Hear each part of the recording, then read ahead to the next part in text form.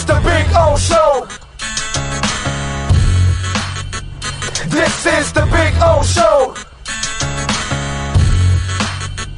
This is the Big O Show.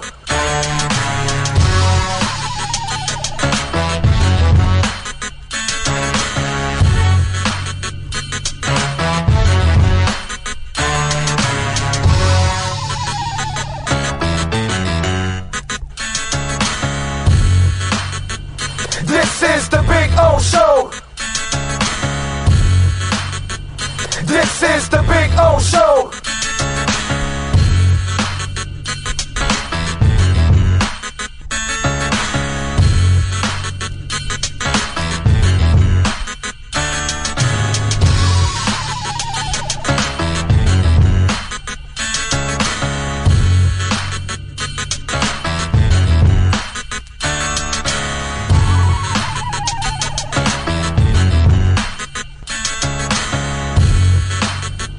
This is the Big O Show. This is the Big O Show. This is the Big O Show. This is...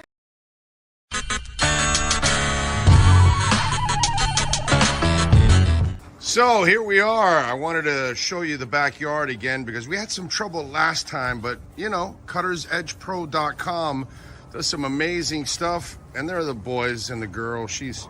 They're having fun. There we go. Right, Maiden? Right, Bono? There we go. They're having fun. I'm having fun. Look at our Sylvester palm. It is beautiful. We got another one in the front yard like that. You can take your home and landscaping to the next level. And the artificial turf, look at that. Look at that. The two dinosaurs going at it, huh? Look at that. Gotta love the dinosaurs. Look at them. They like to bite each other's legs. That's what they do. They play with each other and then they bite each other and they piss each other off. It's fun. One is Bono, which is the one farther away from you, and Maiden. She's the girl right here. She's a badass. That's for sure.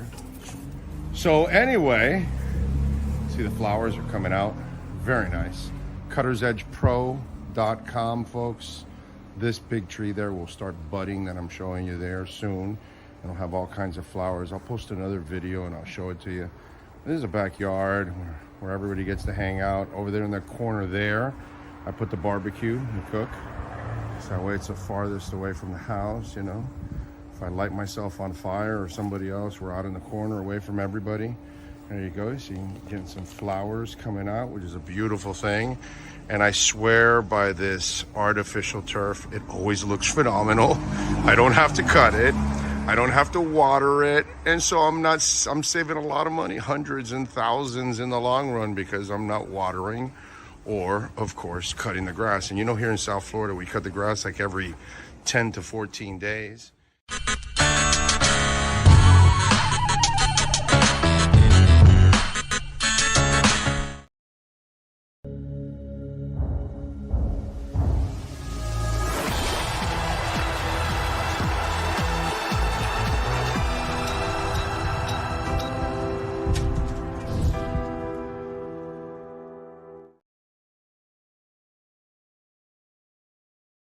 For over 16 years, EJDconstruction.com has provided South Florida residents quality craftsmanship, accurate project management, and exceptional service. That's why EJDconstruction.com is an A-rated member of Angie's List and the Better Business Bureau. When you're looking for the right custom home builder for additions or home remodeling, please call my friend Eric at 305-433-4843. That's 305-433-4843 for EJDconstruction.com.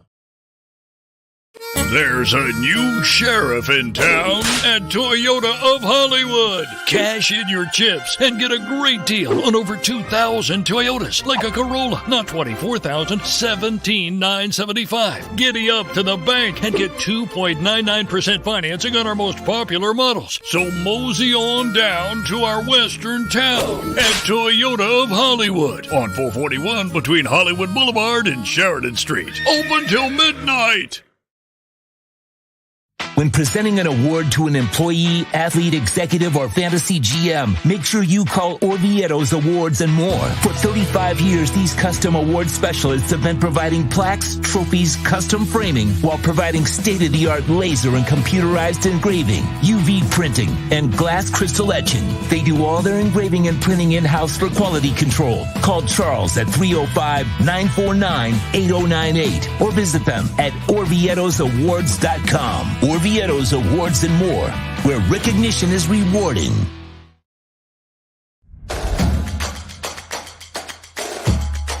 Welcome to Caneswear. New store, new items, same great experience. Family owned and operated since 2010, Caneswear has the latest merchandise from the Miami Hurricanes, Miami Dolphins, Florida Panthers, Inter Miami CF, and more. Come visit us at our store in Davie on University Drive, just south of 595, or online at caneswear.com. Caneswear, the spot Miami fans shop.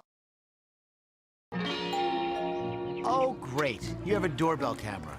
Now you have a front row seat to your house getting robbed. They're breaking into my house! Ooh, there goes the TV. I'm sure it'll turn up at the pawn shop. No, not the TV! Just because you can see them, that doesn't mean you can stop them. With Slogans, you get 24-hour monitoring, a free home security system, and professional installation. Plus, free doorbell camera, one that'll actually work for you. Get out of my house! Get out of the house! Call 1-800-ALARM-ME.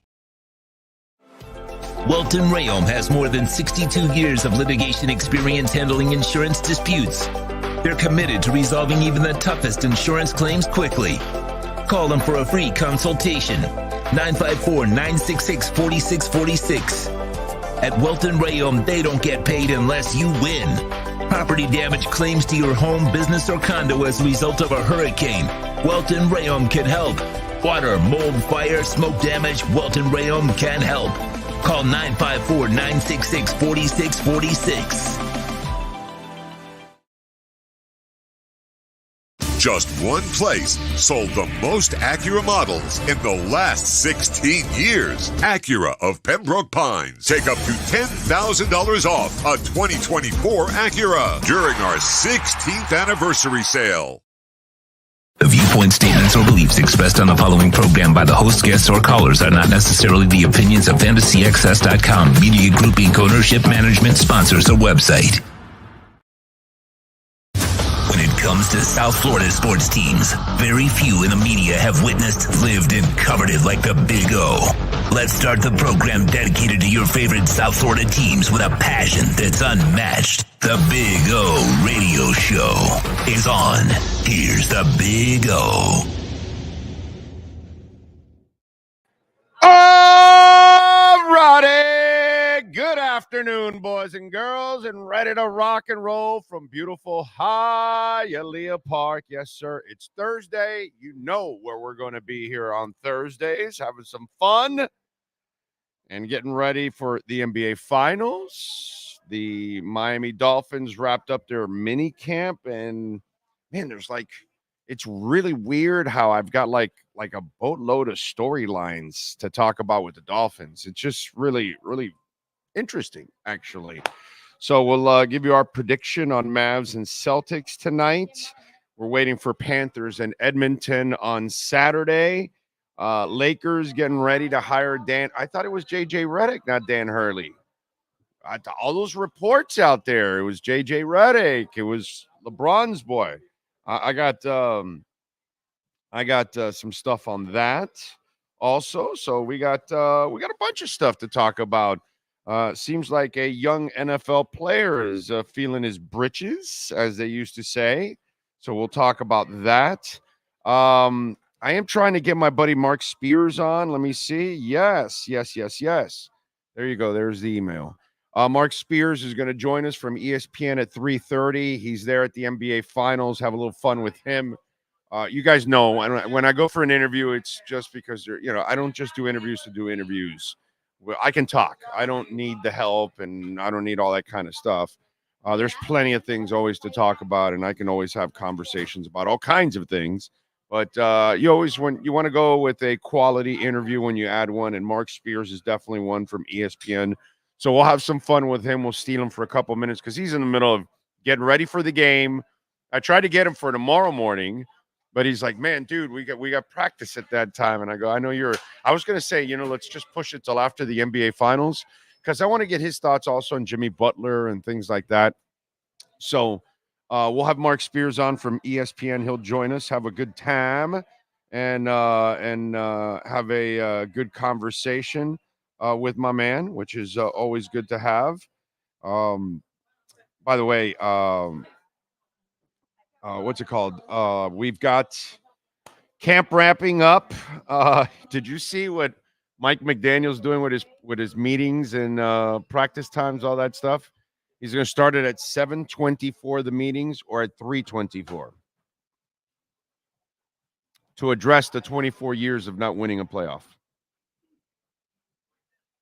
And I know that the jokes are going to flow and all that kind of stuff is going to happen from something like this. I understand that you open yourself up for. So what happens if it doesn't happen this year? You're going to do it at 25 and 26 and 27 and 30. No, so you open yourself up for the obvious stuff that's out there. Okay, so we know that. All right, so let's just skip the obvious. I like this actually because it's not his problem and it's not his responsibility, everything that's gone on in the history of the Dolphins, right? But the beauty of it is that you are willing to actually face it. And listen, I'm not one that gets hung up on this stuff. There's a reason for a lot of this. And most of it has been incompetence over the years. The problem I have with the Mike McDaniel era so far, it's been more about injuries in the last 2 years at the end of the season than anything else. Mike McDaniel still has to improve as a game day coach. He has a lot of improvement in that area. But if they were healthy, they can overcome even some of his screw-ups. So to me, he's had bad luck his first 2 years here at the end of the seasons. So I'm not gonna, you can't blame him for 24 years and all that stuff. But I love that he's willing to talk about it because the players have nothing to do with the 24 years. Most of them haven't been here. They've only been here a couple of years, a year, 2 years, 3 years, whatever. They haven't contributed to this that much. In fact, this Dolphin team, okay, unlike most of the teams in 24 years, has not made back-to-back playoffs. Right? Mike McDaniel is going for something that did Jimmy make 3 straight playoffs? Not sure, because I think he did make it 3 out of the 4 years, I want to say. But I don't know if it was 3 in a row or 3 out of 4, because I think he made the playoffs 3 times. They were all embarrassing performances in the playoffs, but it is what it is, There was one advancement, right? The Seattle one, right? Is that the Seattle one? Or the Indy one? What was it? One of the two. One of them had Indy, one of them had Seattle, right? Wanstead passed the first round once, and so did Jimmy, I think it was. But either way, you're on the brink of maybe a third trip to the playoffs. And that's the problem with our fan base. You guys have been so jaded for so long, you don't allow yourself to kind of, how I always talk about with crypto and investing, take the macro approach, right? Like most Dolphin fans that want to be negative, right? They're not looking at it going, hey, bro, this could be the year where you make it 3 in a row and maybe you do win a playoff game now because now you're maturing. And guess what? Now you've actually stayed healthy, pretty much healthy at the end of the year. 1 year you don't have your quarterback and a bunch of other players. The next year, your entire linebacking core is out. Both your pass rushers. Holland is playing with 2 bum knees. X is a shadow of himself. I mean, your 2/3 of your offensive line or history. It was a mess, dude. You know what I mean? And it's interesting how I love the whole thing. Hey, let's start meetings at 7:24. Let's start them at 3:24. Let's remind. I love that he's willing to attack that. I love that he's willing to bring it up. You don't want to hide stuff. Okay? Hiding history is not a way you learn from it. You know what I'm saying? Just like, let's say, I know people hate when I do this. But just like, one blue side likes to take down statues to erase the history that was there, and then the red side likes to erase the history books, and you don't learn that way. Both sides are wrong in that. Keep the statues out. Keep the history books. That's how you learn from your mistakes. That's how you learn from what you were, from what you evolved. We evolved from the damn caveman. And then that's just kind of the human involvement. Well, then this is the same thing here. Don't dodge it. It's gone on for a quarter century. It's been bad for a quarter century. We know it. We all understand it. That's cool. Now you get to be the guys that break the streak. You get to be the guys that now make it 3 straight years to the playoffs. And then if you win a playoff game, you know what it starts to remind me of? The Florida Panthers. Did the Florida Panthers all of a sudden, did Viola and Sifu just buy the team and they went to the Stanley Cup? No, I don't think so. I think they had empty arenas. I think, they had bad seasons. I think they started to just make the playoffs and get spanked and sent home. That's just kind of the way it goes. And then you learn. I don't understand why we're ready to spin it all for the negative, when there's a crap ton of positive. You haven't had a quarterback that's been in the MVP race the last 2 years in well over 25 years. Okay? Marino's the only guy that would have been in multiple MVP races. Outside of that, no other quarterback in history. You don't really you haven't had a team that has a chance of making the playoffs 3 straight years. You have one of the most explosive offenses in the history of the game now. Okay? We're now working on the history of the game now.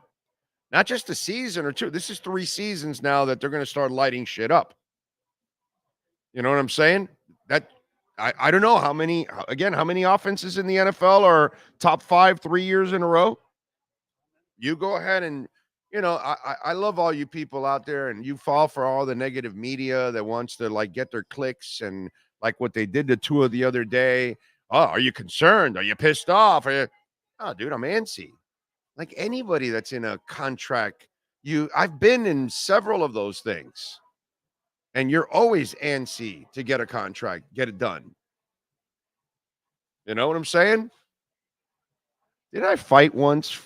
Was it at onside to get you a salary? Yeah, it was onside. Well, yeah, no, definitely. The other clown that doesn't even pay a salary. Yeah, no, I get that. But yeah, and were you not antsy about that? Okay, all right. Okay, no, I'm just checking. I thought maybe you weren't.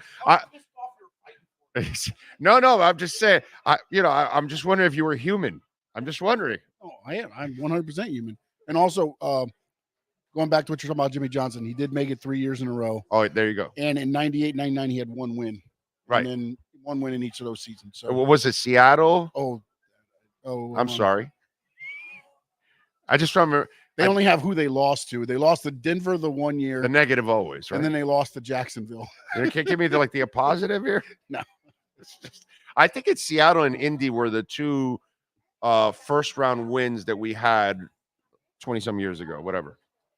Now, it's been 97, 98, and 99. Somebody will correct me out there if I'm wrong or whatever. It's whatever it is. But either way, I'm just saying, I just find it ridiculous. I see the talent on this team. I haven't seen talent like this since the early 90s. I've been following this team longer than most people, especially in the media for sure. There's very few people have been following the team as long as I have. And I'm sorry, and I've been a fan of this team my entire freaking life. And to me, it's just too easy to fall into the negative. And I love that McDaniel's willing to talk about the obvious, even though it's not his problem entirely, but somebody's got to end the streak. And how do you solve any problem? You attack it head on. And that's what he's doing. 724, 3.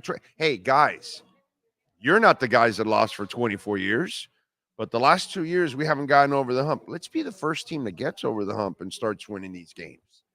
And to me, that's where he uses the negativity fuel for a positive reinforcement. Where you don't, it's not that you're harping on the past, it's that you're trying to, create a bright future. And okay, so your QB's in the MVP race the last 2 years. Your offense is one of the 3 best in the NFL the last 2 years. You've been to the playoff 2 straight years. Like, I'm sorry, man. The front office does an awesome job. I just think you as a Dolphin Nation, what you've been is just in a rut of bad luck, because I haven't seen an injury-prone 2 seasons like this in Dolphin history. One season, yes, but not consecutive seasons like that injuries just absolutely annihilate you at the end of the year. And you're just a shell of the team by the time you get to the playoffs. That can't happen this year. They need to do it. They need to do it. So I love all of this, the ramifications of it. I know what other people are going to spin it to and all that kind of stuff. And I already know what all the other people want to try to spin this season into.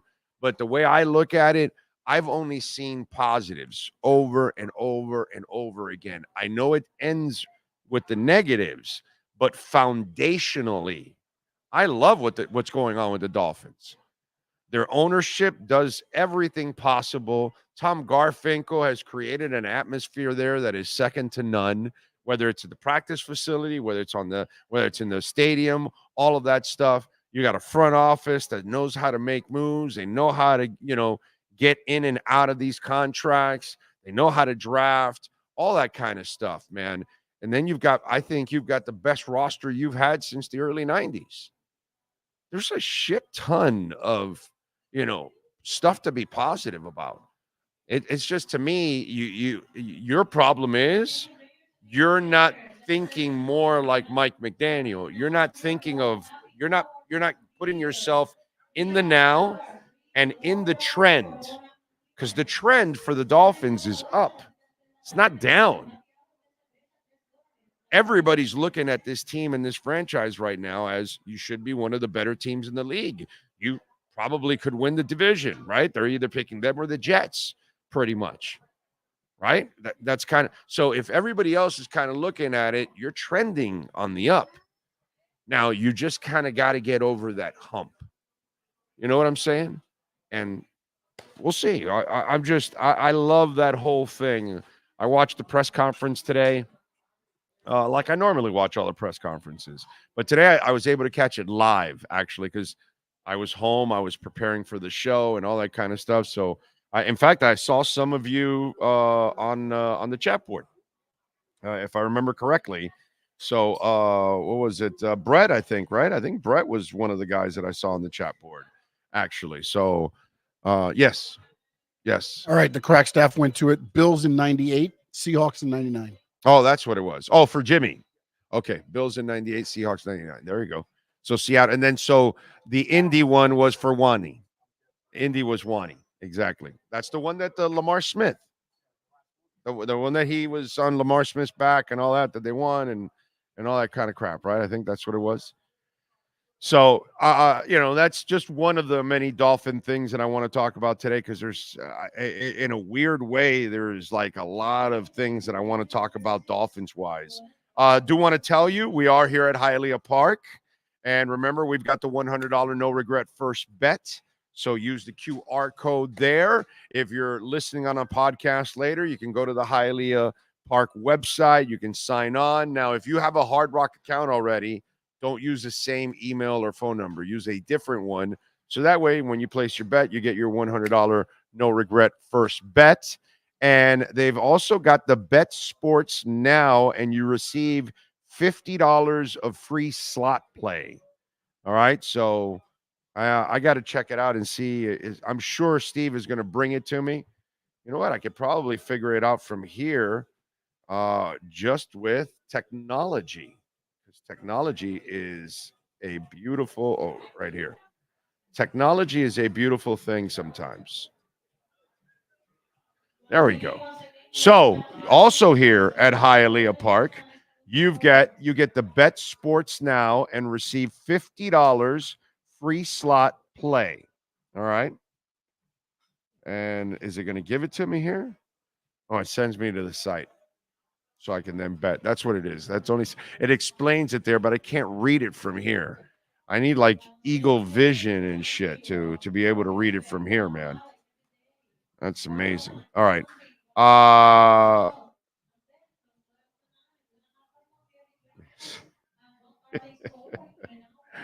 All right. What else do we have? So, yes, $100 no regret first bet. The NBA Finals start tonight. All of that. So take advantage, man. So far, by the way, I am going Mavs plus 6.5 to start the game because I already like it there. I even if the Mavs lose, I don't think they get blown out by the Celtics. The toughness of the Mavs, which I truly underestimated. Okay. I can't tell you how many times I'm wrong about this team, to be quite honest. I've been so wrong that they convinced me so much that I'm picking them to win in 6. And tonight I'm taking the Mavs plus 6.5.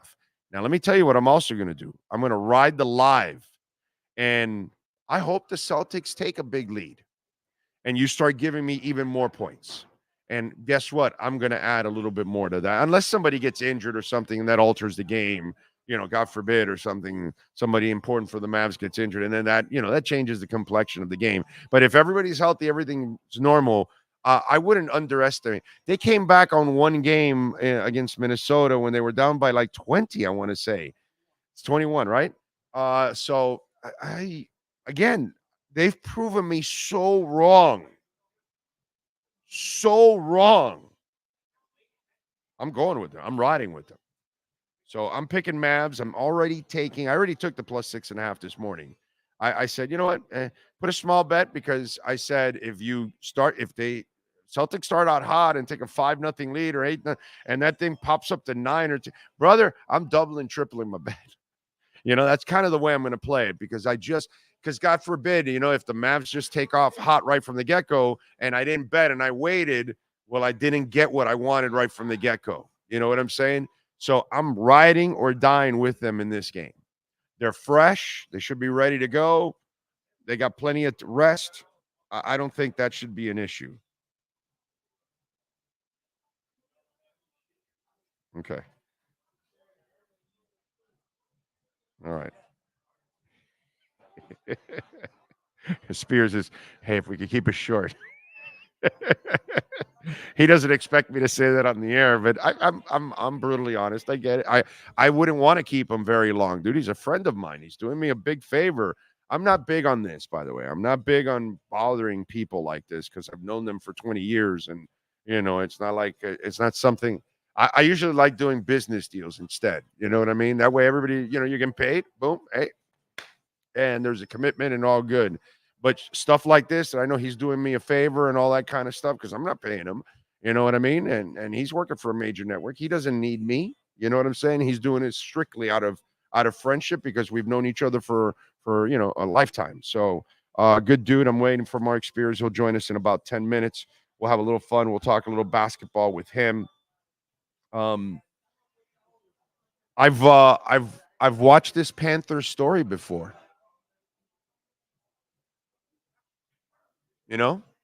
I've watched this Panther story before, and let me tell you, South Florida, as a guy that has lived most of the big moments in the history of South Florida sports, I want to remind you what's happening with the Florida Panthers has happened before. And when it happens, it's a beautiful thing, because it turns out to be glorious, as Will Ferrell would say when he's shot with the animal tranquilizer. It's glorious, so just want to walk you through it. Last year, they went all the way to the Stanley Cup Finals, and they lost in 5, I believe, right, to the Las Vegas Knights, I want to say. Yeah, they won 1, I believe. And, it was a great year, right? They touched the Eastern Conference trophy and all that good stuff, and they shouldn't have, and all that. They did everything that they weren't supposed to do on all that, and they ended up losing, right? And so they also had the President's Trophy, right? Didn't they have the most points last year? Also, they did that too. No, that was the other year before. That was the year before that they had the most points, but they got eliminated early. That's what it was. I'm getting that confused. Right, but the bottom line is they lost in the championship game, and now they're back. So let me ask you something. What happened in 2010, Sean Stanley, to the Miami Heat? Did they not get to the NBA Finals and lose? And then what happened in 2011, Sean Stanley? So you have lived this movie. Now, some of us have lived it over and over again. Some of us, it's ground freaking hog day. What happened to the Miami Dolphins back in 1971 when they made their first Super Bowl? They lost. And then when they went back to the second Super Bowl with a vengeance, just like the Miami Heat had a vengeance, just like the Florida Panthers have a vengeance, what happened? They won and they went undefeated. This is something we have seen over and over and over again here in South Florida. And it's that team that was hurting. They knew they were worthy, but for whatever reason, you know, you got people playing with broken clavicles and high ankle sprains and broken whatever and this, that, whatever, for whatever reason, okay, you just did not have enough talent, gas, whatever, to get it done. You lost. And then you have played with a vengeance this year. The Miami Heat played with a vengeance after 2010 because LeBron James had his watershed moment of his career in Game 6 against those Celtics. And they ended up LeBron got over that hump. The Miami Heat got over that big three, got over the hump, and they won the title. And same thing happened to the Miami Dolphins. They were bruised when they lost that first Super Bowl. And then they came back, and they came back with a vengeance. And that's all they could think of to get back to that point. And that's exactly what this Panther team is doing. They have been playing for this singular moment the entire season. And it's a drive, it's a craze, it's something that's special. And we've experienced that. I think we're going to experience the same results we have experienced in the past when our teams were worthy, but just got tripped up that first time to get that championship. And True Fin fans stated in the comments, the Heat ended up winning back-to-back, and the Dolphins ended up winning back-to-back. That's right. So history looks good for the Panthers. That's right. Let's get the first one, and then we'll talk about that. You're getting ahead of me now. That's the segment I say for next year, bro. Come on. Well, you're doing my job now. What's wrong with you?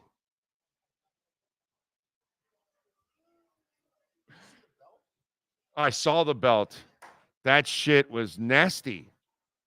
That was nice. As a guy has experience now with belts. Cosa Nostra is in, hanging out at the Rock with Dolphin players and staff. Great pairing, Real Madrid and Miami Dolphins. There you go. True Fin fan. Got my hat yesterday, really nice. Getting my shirts next week. All I need is my stickers for my back window. That's coming. Okay, one thing. Okay, so PayPal's working, all good. We're getting out actually a couple of new orders that just came in yesterday. The colored shirts will start printing next week, so you're going to have to give me another week or 10 days for if you ordered any colored shirts. The white shirts, we've got most of them in. The only ones that we're waiting for are the truth on the Miami Dolphins and the truth on South Florida sports. Those have been ordered.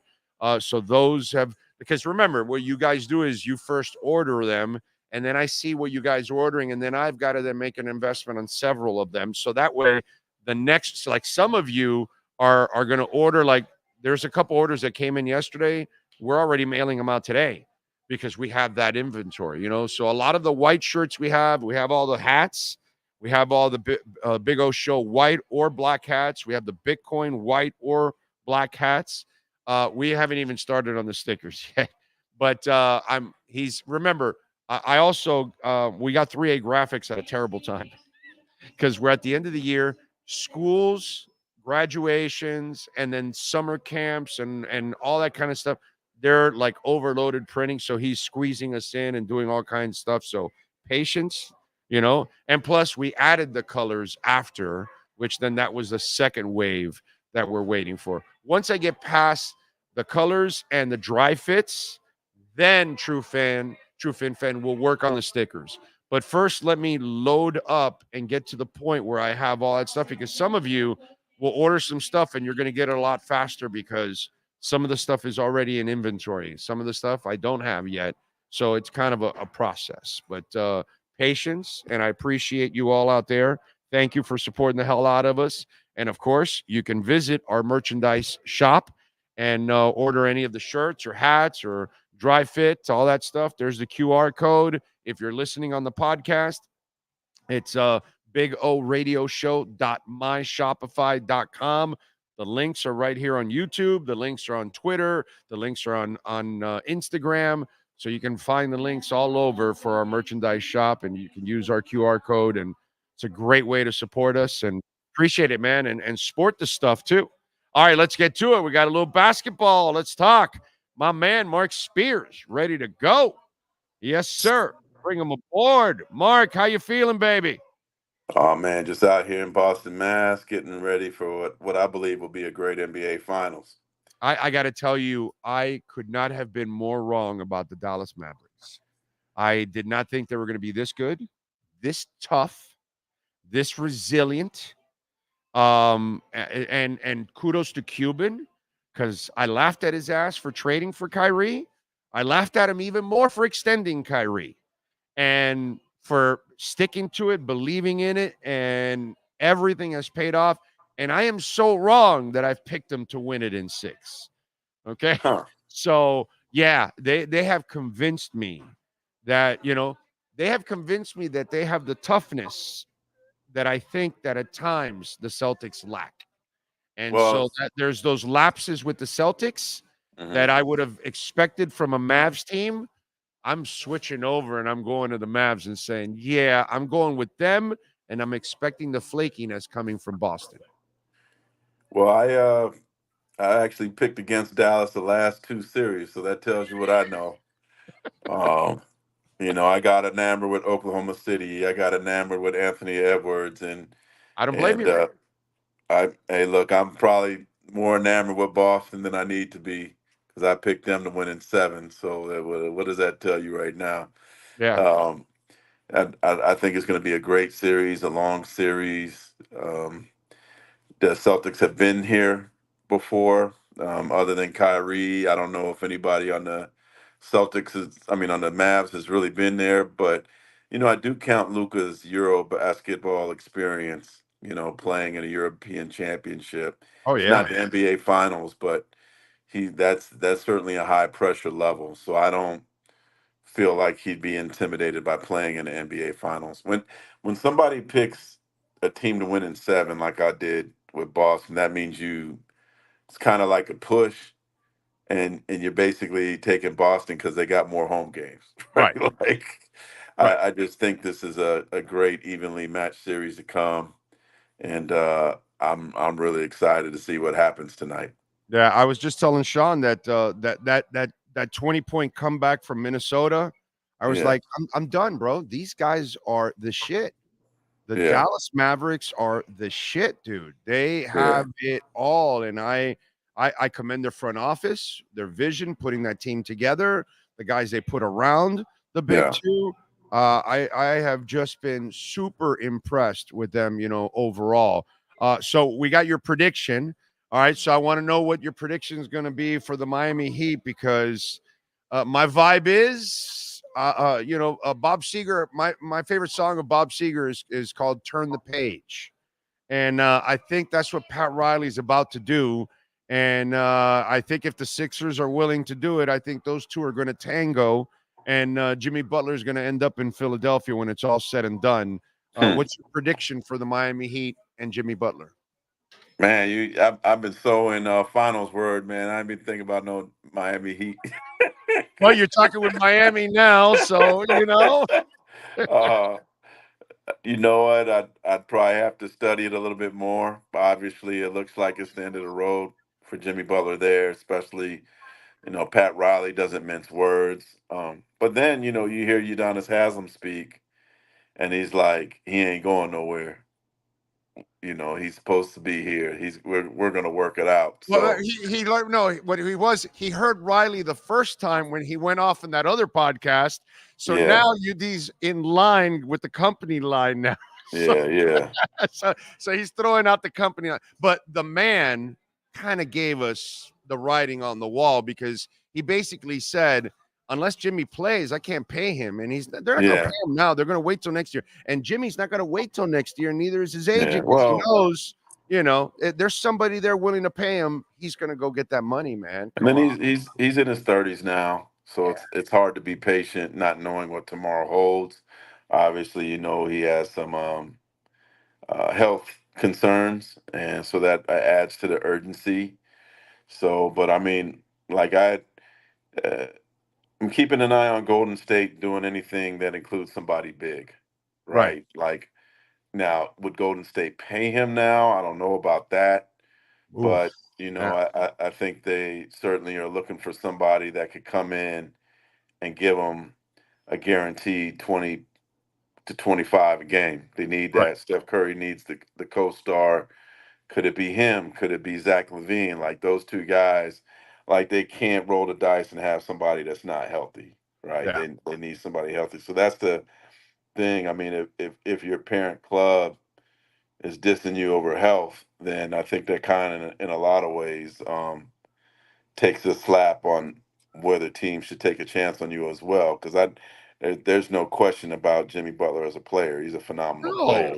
God bless, please. Yeah, and then perhaps a lot of what we've seen in these playoffs could have been different if it's for certain if he was playing. I mean, we saw it 2 years ago, but nobody's done more with less. Yeah, but what do they say? The best ability is availability. So right.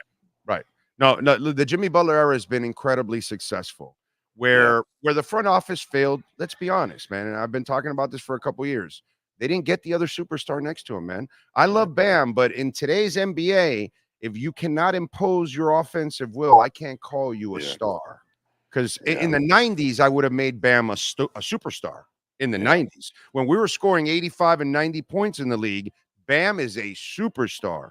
But now that we're scoring 120, your superstars have to impose their offensive will. You didn't get that guy for Jimmy. Let me tell you the twisted part.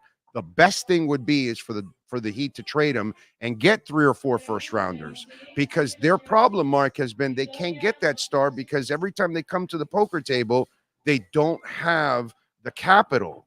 And so if you want to get a Donovan Mitchell or any other young guy coming out in the next year or 2 or 3, you're going to need capital.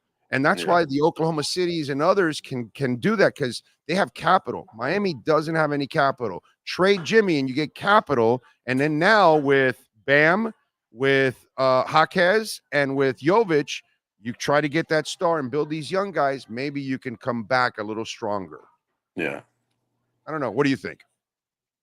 Man, I'm at the man. I don't care about the Miami Heat right now, man. Why are we talking about the Miami Heat?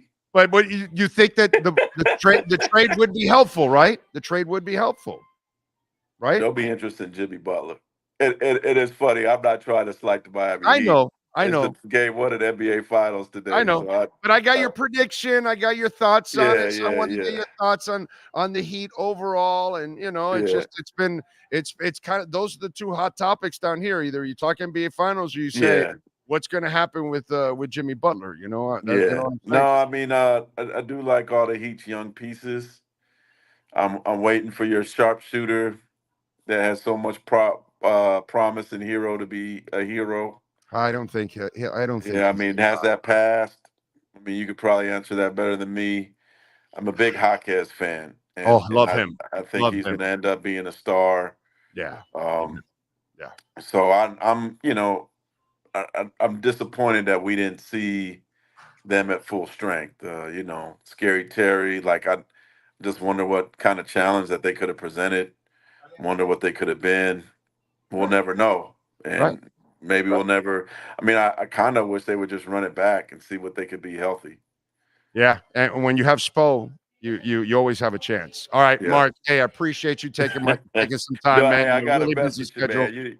You got to get me ready for the heat questions. I wasn't ready for the heat questions. We'll get you in the summer when it's smoking hot and Jimmy's on the move, and we'll talk. But you got to bring me out there with you, man. And you know, Yes. I know you by the beach somewhere. Yeah, well, I'm in a casino today, so poor me. Okay. I'm in a casino today, so it's all good. You could be in worse places. Yes. I'm in South Florida, man. Hey, man, I miss you, brother. I miss you good. too, I'm glad man. to see you doing good. Yeah, man. Surviving and thriving on my own, man. I can't, it's 4 straight years. June 15 will be 4 straight And you years. get to curse on the air now. I Go can ahead. curse. I don't answer to a goddamn person out there. It's a beautiful thing, dude. It is a beautiful thing, man. But we'll be talking soon. You got it. Much love, Mark. We'll talk Peace. later. All right, baby. Be good. There you go. Mark Spears from ESPN, baby. We love him, man. Good people. Always getting it done. Anscape too, by the way. What were you going to tell me? Okay, wait a minute. Where are they asking? On the Ruddy Ruiz. Where can we check out the apparel? Look right there, bro. QR code right there in front of you. Right there. He put it up. That guy right there. That guy. The guy that actually has the talent on the show. I couldn't put it up in top of on Smart Spears, yeah. He was talking but there's a QR code, man. All right, there's a QR code. You can go to it. Thank you very much. Appreciate you. Whatever it is you purchase. Thank you. And all of you out there that you had that first round of PayPals that we screwed up. All of you that reordered, you're all getting a nice little gift, an extra little gift for the inconvenience, because that's how we roll. And thanks to Mark Spears, man. He's such a good dude. It's just he's catching heat. Why? Oh, because he doesn't care about the heat stuff. Yeah. You can't. He's a national writer. You can't blame him. That's not where he's thinking now. I know. It's just funny. It's like this is South Florida sports talk show. Yeah. And I know a lot of them are just messing with him too. Yeah. Plus, I'm busting balls and he's busting balls, so it's all good, bro. Yeah, exactly. That's kind of what it is. This show's about busting balls. I mean, that's what we do. Talk sports. Yes. Talk heat. Oscar Rojas is smashing the like button. Thank you, sir. Eddie Beto in there. Thank you. James Roman. Jamie Zoria finally back home in San Jose. There you go. James Roman out in Tampico, Mexico. Ryan AP, Johnny D, Steven Gonzalez, Andrew Harris, One-Eyed Jack. Yeah, Bitcoin's been holding at 71,000. We need once it pops to 72, 73, and we gone. When it gets to 73, we're 73.7, 6, something like that. We're gone to 80 plus, guaranteed. All the shorts will be liquidated. It's right there, dude. Dude, 67. Thank you, sir. I saw your picture you sent me representing the Big O show in Okeechobee today with the shirt. Thank you. And by the way, take a picture with the hats and the shirts and send them on social media, man. So thank you all out there. Appreciate it. Alex, thank you. William Burke, Think Blue Dodgers out in LA. Sharon Calderon out in Long Island. Eric Simon, Daniel Barry, Brian Landis, Alexis, Gus, Lisa Rose. Thank you all. John Padilla. You guys are amazing, man. Thank you. Cap for Life. Jason G. Good afternoon, Big O. Sean, Big O.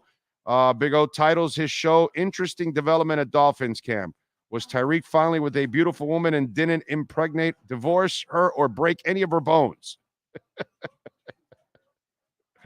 That would be progress. It's not that. It's not that, but we'll get to it. We'll get to it. Let's see, what else do we have on the chat board? And remember, of course, you can always make a donation through Cash App or Venmo at Cash Big O Show. That is Cash Big O Show, Cash App or Venmo. And by the way, I'd be remiss if I did not mention Greg Sachet. Thank you, sir. Or Sashi, right? I think Sashi, I think is how it's pronounced. Greg, thank you, sir, for the Venmo last night.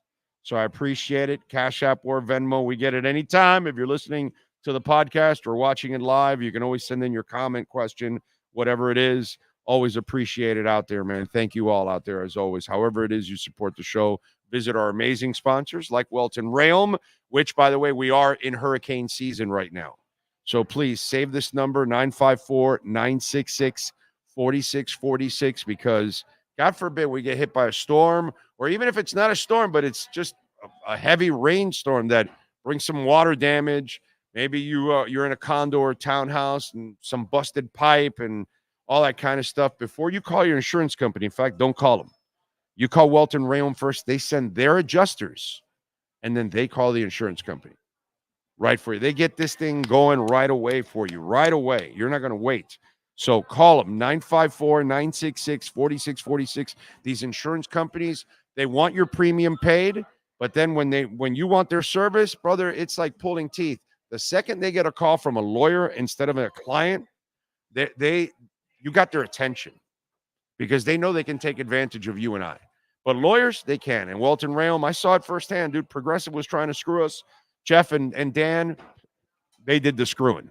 954-966-4646. Bankruptcy, homeowner property damage, condo damage, criminal defense, business owner claims, commercial litigation, personal injury. These are the guys you can trust, man.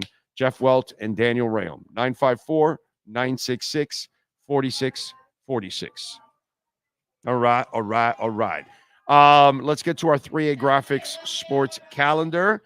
And all the shirts, the hats. This is the Big O Show Bitcoin hat. By the way, we got it in white and in black. If you want to order it, you can go to our merchandise shop and check it out. And Alan Blanco doing some great work, custom printing and embroidery. So if your company is looking for new uniforms or hats or shirts, whatever it is, and printing or embroidery, you need it, 3A Graphics can provide it for you. Call them 786-618-1443. Tonight, 8:30, we finally start the NBA Finals. Game 1, Mavs and Celtics. Celtics favored by 6.5.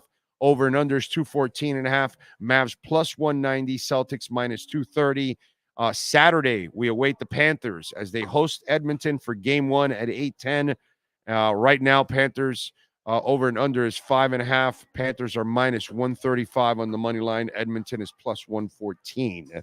Lakers, reports are they are preparing a massive offer to UConn's Dan Hurley. Interesting. Reports were J.J. Redick. Now it's all of a sudden it is Dan Hurley. All right. That is your 3A Graphics sports calendar. The Inter Miami squad is off this week, so they're not even playing. They didn't play last night. They're not playing on Saturday. They don't play till next Saturday. So they are off for a little bit. All right. What else do we have to talk about? I was watching Mike McDaniel, and we, as Dolphin fans, we love to have a piñata. And, sometimes Ryan Tannehill can be the piñata. Sometimes Jerry Wilson will be the piñata. Tua Tagovailoa has been the piñata. You know what I'm saying? Austin Jackson has been the piñata, right? I mean, Connor Williams has been a piñata at times. It's kind of a rite of passage. It happens to some players, whether they like it or not, and then they've got to try to, shed that label and all that kind of stuff. And the guy that I think is going to actually prove a lot of people wrong, and I think it's because, again, I go back to when I opened the show and I talk about the 24 years and the suffering and all that. You guys don't, a lot of you, most of you don't allow yourselves to actually be a little bit more open-minded. And so on the chat board, the hot running topic was Liam Eichenberg. I don't trust him, this and that. And I got to tell you something. I'll tell you, if Liam Eichenberg doesn't have any bad luck with injuries this year, you can mark this down. He will be your starting right guard, and he will have one hell of a season for the team. I think he's going to be a really good player overall. I think he's going to do a lot of the things that Austin Jackson did. Okay? And these guys know offensive linemen. They know how to develop them. They have stuck by this guy. He got better last year, and he still played through a bunch of injuries. And he was playing on one leg the last month of the season. It was hard for him to even fill in doing what he's going to do. And so to me, if the poor man can, finally get some luck from the injury bug, because he wasn't an injury person in Notre Dame. He wasn't an injury person the first couple of years here. It's just been the last 2 years that the poor guys had just terrible luck with injuries. Him and Austin Jackson had it 2 years ago. And then last year, Austin finally had, Austin again wasn't an injury prone guy, but last year 2 years ago, he had that bad year. And then last year he finally had, got back on track like he's always been, and he took off. That's the only thing that's stopping Liam Eichenberg from being a good player for this team. And he's going to go back to a more natural position at guard for him. Okay. Now, and he knows now what he didn't know then. And then here's the other thing. He didn't have coaching the first 2 years, didn't have a real foundation. Now he has the real foundation to get better, right? And he has. And then he also has the right scheme to help him out in the process. He's got the experience because now he's played tackle, he's played guard, he's played center, he's played multiple guard positions. So he has all that experience now. Now you get to have him settle in at right guard. Now he knows that he's really not going to move around unless something happens to Aaron Brewer and he becomes the backup center. He takes over as the backup center. That's about it. But outside of that, he's going to have the opportunity that he did not have any other time. He's going to get to settle in on one position. It's going to be his position. He has experience playing that position. And all he needs, and by the way, now he will have a competent right tackle next to him and an experienced center next to him. So he's now going to have some of the things he didn't have in his early years at times. And then hopefully if he can just stay away from the injuries, because the poor guy has had some bad luck the last 2 years. If he can, get back on track like he's been all of his Notre Dame career and and the other half of his Dolphin career, then everything will be all right. I just wish sometimes that if you see the good things with Austin Jackson and they kept him around and they believed in him and then it paid off and all he had to do was stay healthy and he stayed healthy last year, why can't it be the same thing for Eichenberg if the guys drafted him and then these guys believe in him and they keep him around, they keep telling you, no, man, he's fine. He's going to be good. So I'm just saying, I think with Liam Eichenberg, you got to take a step back and give the man an opportunity here to, kind of overcome some of this stuff. By the way, if your company wants to be a part of our platform, we can broadcast from your business anywhere in the world. All right. Ship us out there. We're there. 786-754-4664. Your business is local here in South Florida, statewide, nationwide.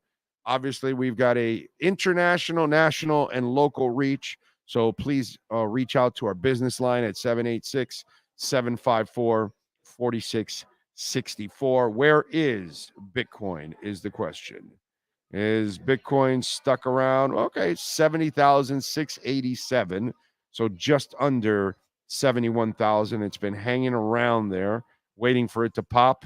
Jasmine's been hanging around the 4-cent mark. It's at 397. So that's good. Illuvium is up 3% to $94. What else is going on in the market for you crypto fanatics out there? Injective Protocol is up 3% to $27.64. That thing was at $40, and it will surpass $40 when it's all said and done. Okay. So we got that going on. I think the market is kind of weak right now, right? Just up 68 points. The S&P is down 3.5 points. The NASDAQ is down 1/3 of a point. All right. And Brian Ratke, thank you, sir, for your order. I see an order just came in on the merch shop. Thank you, sir. Appreciate you. Very nice. We need to play well this season, no doubt, and make the playoffs and win one, but that isn't good enough to meet the main goal of every year to try to win the Super Bowl. Yeah, I know, sir, but thanks, Mr. Obvious, but, it kind of starts first with winning you're not going to win a Super Bowl without winning the first round. So you got to kind of take those steps. Again, I go back to the Panthers. They kind of had to gradually take those steps to become a better team and become a championship caliber team. Yes, sir. What do you got to say now? Just talk crypto. Stay away from sports. I'm a realist. Remain cautiously optimistic for our Finns. On paper, it's great, but I need to see it on the field. Well, we all do. Big O, how much Bitcoin do you hold? I read that with your age group, you have to have 0.3. He called you old. Yeah, I'm trying. Yeah, I'm an old fart. I am aiming, like a lot of you, to have about 0.20 to 0.25. So 1/5 to 1/4 of a Bitcoin. And it's not for me. It's for my daughter. It's not for me, dude. My life is made. I'm fine. I'll be all right. I can get by. It's more so it grows, and then in 10 years and all that, it's a lot of money, and it's for her, not for me. You know what I'm saying? So for me, it's more the altcoins. And those are the ones that I'm going to flip at the end of the year, and then, pay a couple bills and take a couple vacations with the wife, and, that kind of stuff. But the Bitcoin is not for me. The Bitcoin is for my daughter. You know what I'm saying? So, that's what I'm collecting it for. So I collect it for my daughter more than anything else. I'm not expecting it to go to $1 million this year. You know what I'm saying? I'm a realist, but I do think it will get to $250,000 by January. Okay. Definitely. And again, I hate to, get political on you guys, but I don't care about either side. Republicans are much more pro crypto, and crypto will grow more with Republicans in place than not Trump or Biden. Biden is part of the problems with the Democrats. With Trump, he doesn't really know anything about it. He's just taking in the donations or whatever. But Republicans around him, like Cynthia Loomis and Mark Emmer and what's it called? Was it Rosenberg or whatever the other guy? There's a couple of really great Republicans that have done just an awesome job for crypto. And so, I follow this. I'm a huge crypto guy. And unfortunately, most of the allies for crypto land on the side for the red, not the blue. The blue is, they're really, really bad against it. So all depends.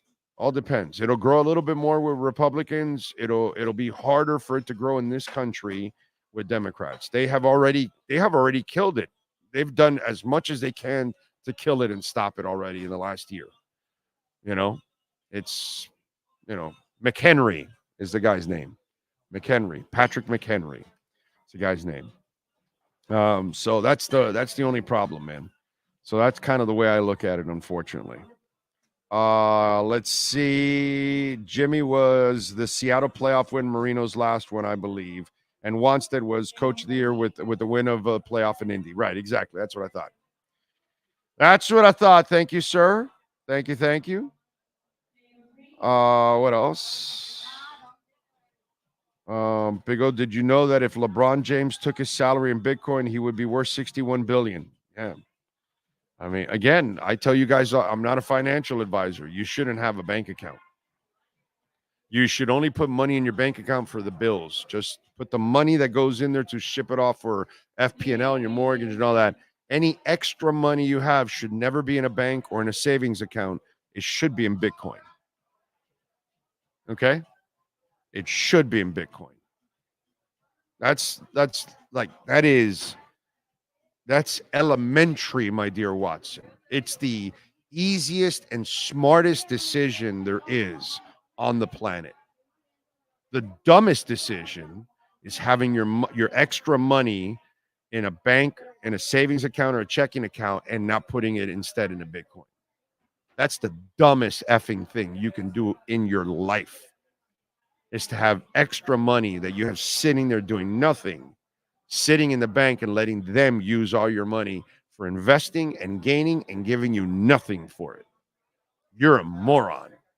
Okay? Just want you, like me eating a hot dog from Dairy Queen, the same damn thing. I've been telling you about Bitcoin since it was at 16,000. We're at 71. We're headed to 80, 100,000, and you're still having your money, your dead money in the bank or in a savings account. My God, bro. I mean, what more do you need? You got to be dumb at this point if you don't believe in it. Seriously. If you believe in money, holy shit, you are lost. There are thresholds on the way up. Once you clear them, everything will come. I agree, Lewis. Very good. Greg Souza in the house. Let's see. If you have eyes and can see, you can get excited seeing Tua consistently getting better in any way he can improve, and his humility is contagious. Amen to that. Amen to that. I am the biggest Tua believer out there, my brother. Ocala Joe, afternoon. Owen Sean, looking good. Te ves más flaco. Keep it up. I'm trying, bro. I'm trying. I'm gonna keep doing it. I got to get down to 210 is what I need to get down to. Manolo Rivera, 73 team was better than the 72. Yeah. Yes, sir. Let's see. What else? James Roman, greatness takes persistence. Michael Jordan had to lose to the Pistons a few times before the Bulls got over the hump. Amen. Big O, from your lips to the hockey god's ears. It's going to happen. It's going to happen. That's how it does. That's how it happens here in Miami. When our championship potential teams lose, they come back to win it the next year. It's just, it's a thing. You're not going to stop us from winning it. So there you go. Let's see. True Fin fan. Thank you, sir. Miami Heat Zone, says Big O. Can't wait to talk Miami Hoops at 7. I will be joining Miami Heat Zone at 7 o'clock to talk a little hoops. We just had Mark Spears on to talk a little hoops. Let's see. I started the show a little late, but what happened on 2010? JJ Barrera shutting down everyone. The GOAT. I don't ever remember MJ getting shut down. Nobody was comparing MJ to LeBron. I'm not exactly sure what you're doing, Sneak Attack. I love morons that start going off on tangents. All we were talking about is that the Dolphins lost the first go-around and then won the next two. The Heat lost the first go-around, then they won the next two. The Panthers lost the first go-around last year, and they're going to win it this year. That's all we're talking about. We're not talking about how they lost and JJ Barea and all that. And it gets your little panties excited, Sneak Attack, that you get your shot in on LeBron, or that you want to make sure that MJ's better than LeBron and all that, which, by the way, I've always said MJ's better than LeBron, but I'm not sure what anybody was talking about that, because we're not talking about that on the show. That's not a discussion here. But hey, man, start your own discussion. Ragin is in the house. The designer is in the house. DJ Ozone. Skipper Chuck. That triggered some memories. Oh, somebody mentioned Skipper Chuck? Wow. Yeah, that's a classic. I always wanted to be on that damn show, and I never, ever. Yeah, man. So pissed at my parents for not getting me into the Skipper Chuck show. Really pissed. Telling you, dude. So, Anthony Weaver, I talk to you guys about the Miami Dolphins all the time, right? And sometimes you guys go off into these idiot-like tangents like Sneak Attack 305. You go into these crazy tangents and you worry about some of what these media members are writing about and all that. And I got love for most of the guys, but if they write silliness or say something, I'm going to call it out. I don't give a shit if you're on radio or whatever. I'm going to call it out. And a lot of times you guys are parrots and you repeat the same crap that somebody else says, right? So let's I always tell you guys, don't pay attention, right? These people. Oh, Wilkins, they're going to re-sign him for sure. They're going to. Oh, no. They're going to tag Wilkins, right? And so we kind of explained to you over the last couple of years, look, bro, look at what Chris Greer does. Don't listen to these other people. Oh, no, they're going to trade for Dalvin Cook and Taylor. Yeah, no, they're going to do that. Yes, definitely. And they don't end up. And it's because we walk you through all that. Yo, dude, they don't do those things. They pay quarterbacks. They pay shutdown corners. They pay number one wide receivers. They pay tackles, and they pay pass rushers. That's what they pay in general. Okay? They don't. That's why Wilkins is gone, and that's why Hunt is gone. They didn't think Wilkins was a real pass rusher. They thought he was a really good defensive tackle against the run and stuff, but they weren't going to pay him pass rusher money when he's not that. When they pay the guy that gets better stats, half the money. Actually, it's less than half the money. Like it's like 11, and he got like 29, 27, 28 or whatever. Even if it's 25. Is it 13, Sealer? I thought it was like 11 or 12. Okay, so 13, well then barely. Okay. So think about it, less than half. Okay? They're not going to pay you. And I always tell you guys, look at what they do and how they do things, what their habits are. That will answer what's going to happen in the future, right? So, and we've talked about this in the past too, that, okay, you hire a coach, and does Chris Greer like to, appease his coaches?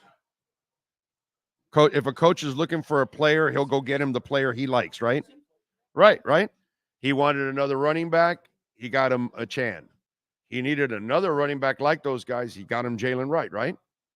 Right. That's kind of what he does, right? If you're a defensive coach, if you're an offensive coach, whatever it is, you need a position. He's going to say, hey, what's your opinion? Well, look, man, I need this guy. I like this guy. And then he'll look at him. And if he likes the guy, then he'll take him. But if he likes another guy that has the same skill set, but he thinks he's better, he'll tell the guy, okay, look, I got you your player. This is the guy that you wanted. Boom, boom, boom. It goes either way, or, either or, but you're still satisfying your coach. So today, Anthony Weaver, yesterday, when he addressed the media, he talked about, and I give Omar Kelly credit. He asked a question about the defense and how he likes to send in multiple rotations of players, waves of players. Okay. And so he talked about it, and Weaver said, yeah, for me, it's not about the guy that's worried about who's starting. I'm going to paraphrase what he said, but I'm going to be pretty close. And he goes, to me, it's not about who starts, it's about who finishes. And what I like to do is send, different waves of players, because that keeps players fresh. And so, basically he's telling you that if you're an impactful player, you're going to be a fresher player by the end of the game, because he's going to have a lot of players rotating in and out. So we all came up with a narrative this offseason that they didn't replace Christian Wilkins with one guy. They replaced him with many guys. Right. There's a shitload of them, right? There's Tier Tart. There's Benito Jones. There's Deshaun Hand. There's Neville Gallimore. There's Brandon Peely. There's Mario Kendricks. There's Davion Nixon Sr. There's Isaiah Mack. There's let's see, who else am I missing? Besides Zach Sealer, and I don't know if I mentioned him. That's it. That's pretty much it. Leonard Payne is another guy that's there. So they signed a boatload of guys. So we're thinking that they signed a whole boatload of guys to replace one. They actually didn't. He actually told you what they did this offseason. And clearly, in order to send waves of players, you're going to need waves of players. And so it looks to me like they might be a little deeper at defensive tackle this year than they have been in the past. And it's not because they're trying to replace Christian Wilkins. It's because they're going to have a rotation of players. And that's kind of the way they want to, run things a little different. So it'll be interesting to see if they carry that extra defensive tackle on the roster because he's going to have an extra type of rotation, overall. It's going to be interesting to see when the defensive ends, linebacker department, what combination he keeps. Because remember, we talked about this with David Furones yesterday. And in that interview, if you heard the complete mini camp report, which, by the way, was really, really good. There's a lot of good information on there. We talked about a lot of good stuff. But one of the things that we talked about, and I told David in kind of in an anticipatory way, is that you're going to see it's not just Jalen Ramsey who's going to be moving around, okay? Javon Holland can cover your nickel, can cover your dime, can come up and knock the shit out of the running back if he feels like it, can play center field and cover up any holes back there. Javon Holland is a freak of a talent. Okay, there's a reason why I talked about Javon Holland leading up to the draft that year when we were at Onside, okay? Because that was the guy that I kind of eyed and kind of knew that the Dolphins had their in fact, in our draft profiles, we had multiple positions for all kinds of players. I'm the one that picked all the players. And for safety, I only picked one guy, the guy that the Dolphins drafted. So it was kind of a message sent without a message sent. Just kind of, it was in there. You just sometimes have to decipher the things that we say on this show for years and years and years and years. So it's just one of those things. But it's going to be Javon Holland that's going to be multiple. Jordan Brooks has multiple opportunity to him. Jalen Phillips eventually can be a guy like that for you. You're going to have several guys that I think are going to be multiple for you. One guy that I'm excited for is Kader Kohu. Let me go back to Liam Eichenberg. Okay? Because guess who became a piñata last year? Kader Kohu. Kader Kohu became a piñata because he was not in the system that belonged to him, and the coach did not understand how to coach him. This guy is going to know how to coach Kader Kohu because he's going to understand that Kader is an attacking player. Kader is not necessarily a zone guy all the time. So in the moments that zone is going to be needed, you might not see Kader in there. In a moment where there's a situation where you need the pressure or where you need to maybe have an extra guy in the box to help you out against a run, but you needed to be a DB because he may have to have flexibility, it might be Kader. You're going to see flexibility from different players, not just Jalen Ramsey. The lazy and easiest thing is to say it's Jalen Ramsey because everybody knows that. But people forget that Javon Holland has a crazy-ass skill set. And last year, 2 knee injuries, again, luck, bad luck. Bad luck reshaped that second half of that season. That's the truth, man. Some people just don't want to admit it, but that's the truth.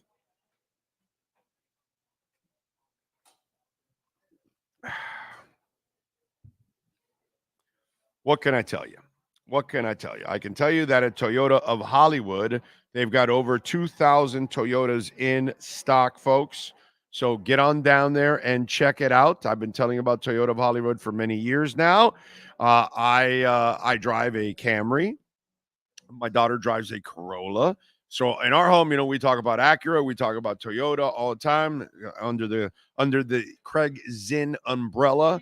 And when you go to Toyota of Hollywood, you are going to get incredible service. Herbie Lopez and the great people out there. They've got a service center that is absolutely the place is like a mall. Basically, we'll be out there next Wednesday, by the way, broadcasting out there. Even when you're waiting for your car to get serviced, change the oil, rotate the tires, whatever it is, they've got a couple of restaurants there so you can eat, you can relax. They got TVs, all kinds of stuff. Really comfortable dealership, and always a lot of stuff going on. Sometimes on weekends, I've seen clowns there for the kids to paint their faces, because sometimes it takes a couple of hours to buy a car. Or even lease a car, right? It takes a little bit of time. And the kids can get restless. Sometimes they have clowns there painting their faces, making balloons, animal balloons and all that kind of stuff. They just do all kinds of – sometimes they've got musicians there performing. Sometimes they got idiots doing sports talk shows there. There's all kinds of stuff going on over there at Toyota of Hollywood. And then, of course, the deals are second to none because they've got 2,000 – they've got over 1,200 new cars. So that's kind of pretty cool when you walk in there, and whatever vehicle you're looking for, you get to see a large selection of them. That is absolutely awesome. Go check out my friends at Toyota of Hollywood, and they're open till midnight every night. All right. Big O, any word on how Chop Robinson is doing? There's nothing going on, bro. Defensive linemen, linebackers, offensive linemen. Nothing's going on right now. I know he had a little nick. But outside of that, no, I don't go by. They don't have pads on, dude. So none of that. Any writer that starts breaking down for you linebackers or D linemen on anything, they're just stretching for material. Just want you to know that. And if you happen to have somebody audio-wise on a radio show or podcast, start getting into, crap that goes on in a mini camp without shorts for linebackers or linemen, that person is just, they're reaching. You know what I'm saying? I don't need to do that, dude. I'm not doing that. I'm not doing that to you guys. I'm not going to fill you guys up with a bunch of bullshit, because that's what that is. That's a bunch of crap. It's some cheesy ass shit that they do. I'm not that desperate for clicks and all that kind of stuff to get the fake clicks. That's no fun. By the way, let's go hit that like button, dude. We got 171 watching, 90 likes right now. Let's go. Get those likes well over 100. You guys can make us get to 170 like that. Let's do it, man. What do we got? Any movement here on the upward or downward swing? Downward. 70,367 now. I like it. All right. Still in the buying zone.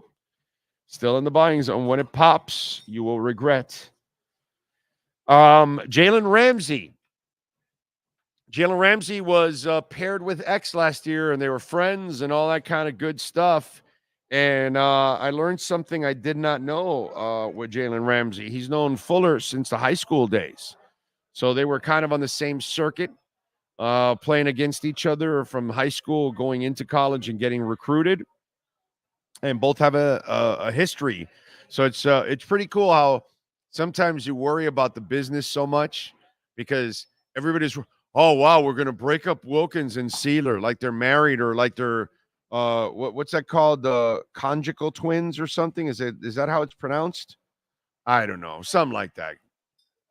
I don't know whatever it's pronounced. How is it pronounced? I probably got it wrong, right? But those kind of people that are born together and they're hooked by the same kidney or whatever it is, and that. So we were like treating conjoined. There you go, conjoined, conjugal, or whatever. Conjoined. Yeah, it didn't sound right. I know. And so it's just one of those where we thought, oh my God, we're breaking these two up like they're going to die or something. Like, oh my God, Sealer can't be without Wilkins. It's over. And it's kind of the same thing. Oh, well, they're going to cut X. Oh, Ramsey's going to be. I got guys that thought Ramsey was going to be pissed. It's like, this is a business, dude. And then in the end, he ends up with Fuller, who ends up being a guy that he already has a relationship with. By the way, doesn't really matter because there's very few times that those two guys are going to be worried about switching. You know what I'm saying? They're clearly on the other sides of the field, and it's just they're going to be worried about something completely different. You know what I'm saying? So it's just funny how we sometimes phrase things and try to convince ourselves that, oh no, this is the worst thing in the world that could happen. And sometimes you know, like I have like some of these folks that really want to hang on to Jimmy Butler, and you did it to me with X, right? When 3 years ago, when X had the 10 interceptions, I said, you got to trade him now this offseason. Okay. It's one of the few times that I've disagreed with the front office. I would have traded him that offseason. But where I do give the front office a break, I understand what they were doing. They kept him because they were going to make a run. And hopefully, but unfortunately, the last 2 years with all the injuries, the run just didn't work out.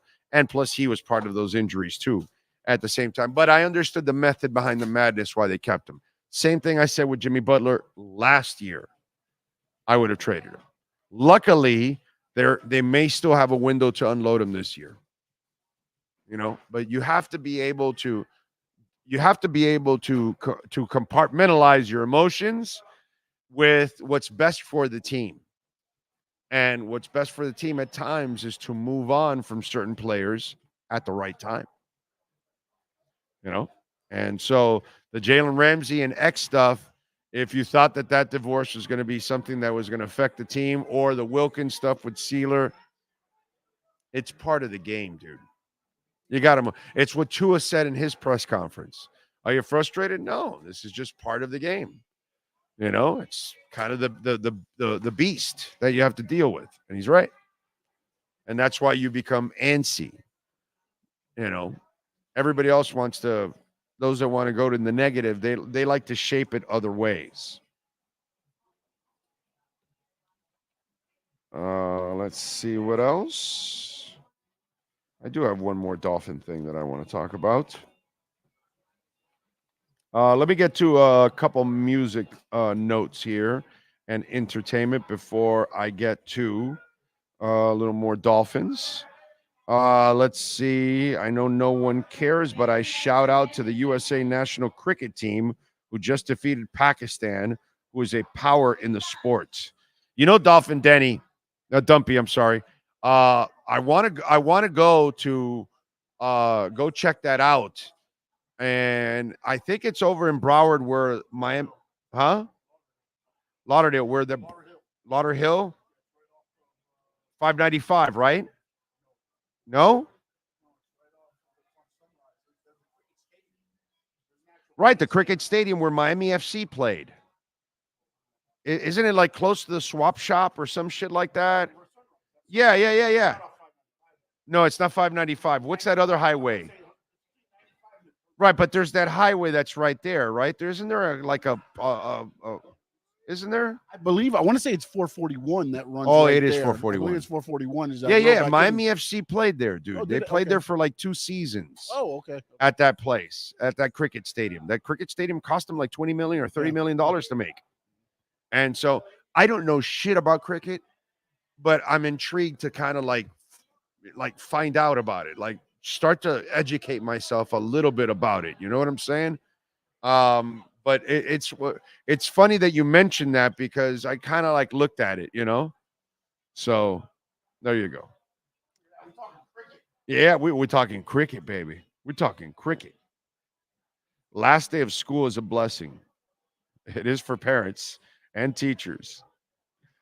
Let's see. When you draft as well as this front office, when you make as many smart contracts in free agency and other spots, I have zero problems with who we lose or let go. I agree. The few people that want to keep Butler are thinking that adding a Mitchell will make the Heat a championship contender when that window is closed. Yeah, that's kind of stupid. Plus, to trade Mitchell and keep Butler, you're trading everything that you have around them. You will not win anything. You will not win anything that way. So Riley kind of told you that in the press conference. that, making certain moves, then you empty your entire bench out, and then you've got nothing.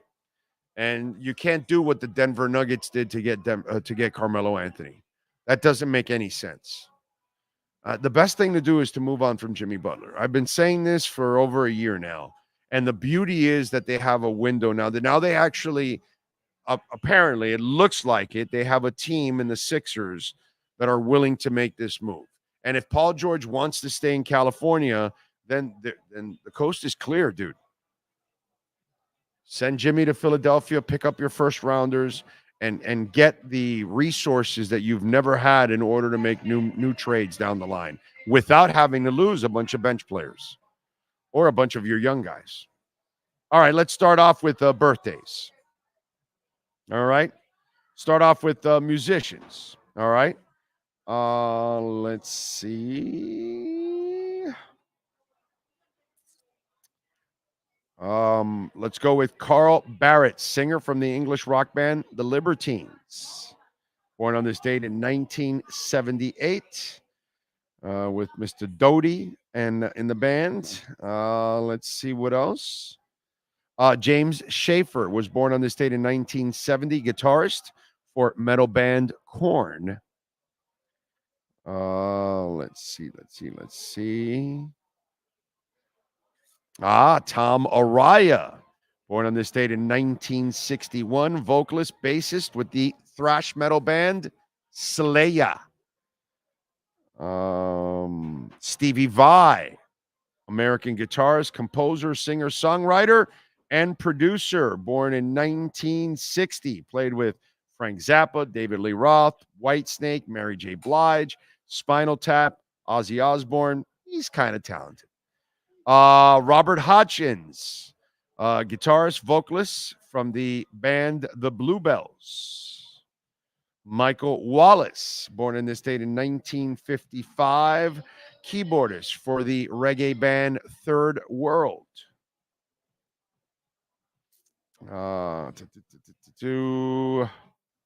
Who else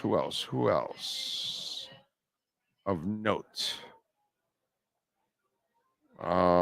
Pete Albin, born on this date in 1944, bassist for the Big Brother and the Holding Company with Janis Joplin.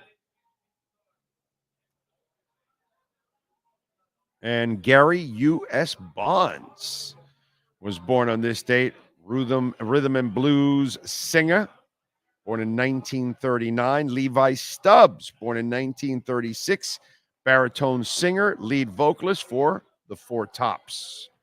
Those are musicians born on this date. We go with entertainers and regular folk. Let's see. Drew McIntyre, wrestler, 38. I get a thumbs up. Got to take it off your list, huh? Let's see. You know why I mention them? Because just in case it might not be on your list. For the mistake, just in case, just so we don't leave them out. Just if I see it, I might as well mention it on this one. Robert Ingold, movie actor, is 76. You'll know who he is when you Google him. Paul Giamatti, love him, dude. He's awesome. Born on this date in 1950. I'm sorry, is 56 today. Let's see. DeAndre Hopkins is 31. Kenny Pickett is 25. And that's it. What wrestlers are also born on this date that I did not mention, my man? Ahmed Johnson is 54. And ODB, she is 36, if I did my math correct. Okay. And those are your wrestling birthdays. There we on go. Top of the great Drew McIntyre. There we go. Let's go with music history. In 2004, in this state, Metallica played a rare gig without drummer Lars Ulrich, who was sidelined with an undisclosed illness. The show, which took place at England's Download Festival, saw Slayer's Dave Lombardo, Slipknot's Joey Jordison, and a Metallica drum tech sit behind the kit in place of Ulrich. In 70, Syd Barrett performed live for the first time since leaving Pink Floyd.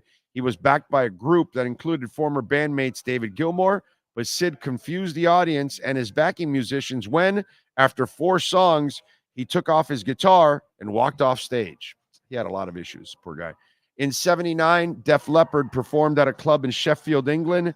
It got a good review in a British magazine, Sounds, and it led to the band getting a record deal. In 69, Rod Stewart signed a solo artist deal with Mercury Records. In 92, David Bowie married model Iman in Florence, Italy. The pair had a civil ceremony the month before, but since it did not constitute a legal marriage, they repeated their wedding ceremony. In 94, Kiss singer Paul Stanley and his wife Pamela became the proud parents of their only child together, a son they named Evan Shane. In 82, Tom Petty, Bob Dylan, Stevie Nicks, Crosby, Stills, Nash, and Joan Baez and more performed at the Peace Sunday We Have a Dream anti-nuclear concert.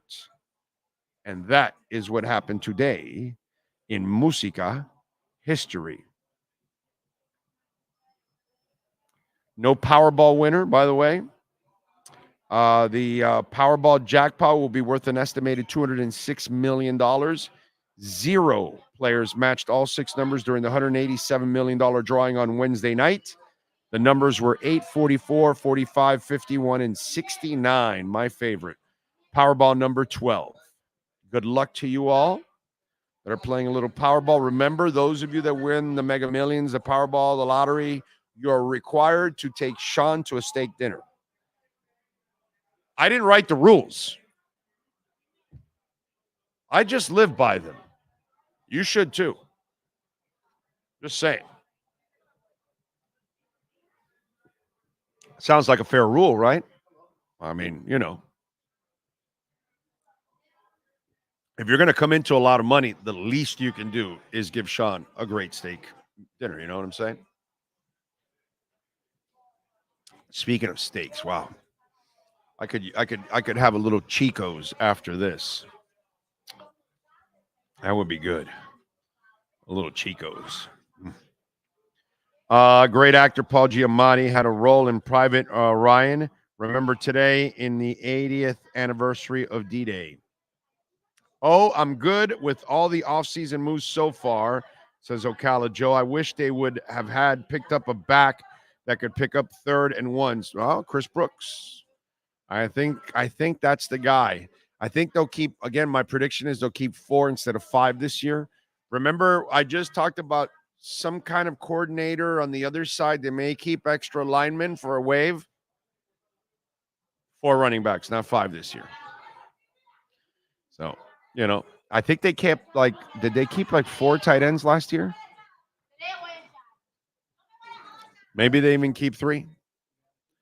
You know, so, you know, things like that. Just be on the lookout of how the roster shapes this year, a little bit different than last year. And I kind of, you know, the stuff, the information that came out yesterday, I think kind of opens up and sheds a little light more on what happened over the offseason. And it's not so much, oh, they picked up 87 guys for one guy. No, that's actually not what they're trying to do. So that's kind of the way it is. Go ahead. What were you going to say? I was going to say, not that they were actually going to pay Christian Wilkins anyways, but it makes more sense to know that he wouldn't have fit in, because what are you going to pay a guy $29 million to alternate him in and out every 3 or 4 plays? That's a good point. It doesn't fit into the defense. Yeah, it's a good point. It's a good point. Yeah, you're not going to play. Yeah, Sealer may not have the reps he had last year. Yeah. Yeah. By the way, that was I told you guys this. Wilkins is approaching 30. How old was Christian Wilkins? He was approaching 30, right? I want to say 29, right? Something like that. Anyway, you'll tell me now. And he has the most mileage on him. 28, yeah. But I think he's 29 this year, right? What's his birthday?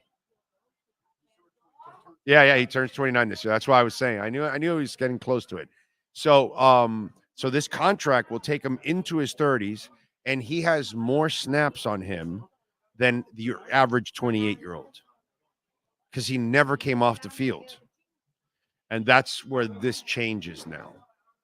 And that's what Weaver was trying to explain. And then if you look at what they were trying to do in the offseason, what they did in the offseason, not trying to do, it kind of explains what is going on. And instead of what we were kind of generally thinking, that's not really what it is. It's really more about their philosophy. And that's why they went and got waves of players, because they're going to keep a certain amount of them to continue those waves. That's all. That's why. Anyway, let's see. If I'm not mistaken, you've been saying to get out of the Jimmy contract for 2 years. I've never thought about it till you said it from the jump. It made perfect sense. You know, the screwed up part about all of that, True Fin fan, is it sucks to want to, to try to get off the peak, but you don't want to get off when it's going down, because that's the trick to all of this. And that's what I thought when the X got the 10 interceptions and Butler, last year, it was like, dude, how many more times are you going to milk this shit? And that's why 2 years ago I said, this is the time to trade him. You got to get off the gravy train now when you can get a lot of shit in return. And then if you don't, then you're going to end up releasing X or releasing Butler, and you didn't get shit for it. And you're not really winning anything with them. And that's, to me, the problem with the Jimmy Butler situation. You've gone deep, but there's no guarantee you'll go deep again. And it's just, he can't even stay healthy anymore. He can't even play a whole season. Last year should have been the signal, and you hung on anyway. And look what happened this year. Oh, well, it happens. And also on the you live, you learn. Zach Sealer thing, you were correct. It's 11-6 and 11-7. They did some kind of funky thing. It was 3 years, $38 million, but somehow they got some off year before, after, so then it went down to 11 because they added or whatever. They extended it, and so they added some into the current year. I guess, yeah, that's what so they did. Can stash it under. So it put the other Brendan Shore, bro. Down. Yeah, no, yeah. Brendan Shore, bro. Yep. Brendan Shore. I mean, I'm just so sick and tired of all the positive shit that's going on with the Dolphins, that if they just tweak just a little luck, as Paul McCartney would say, with a little luck, we can make this whole damn thing work out. I'm just saying, just a little luck. Just a little luck, man. That's all I'm asking. All I'm asking. I just think there's a lot in place. So we'll see. Cash App or Venmo anytime you're listening.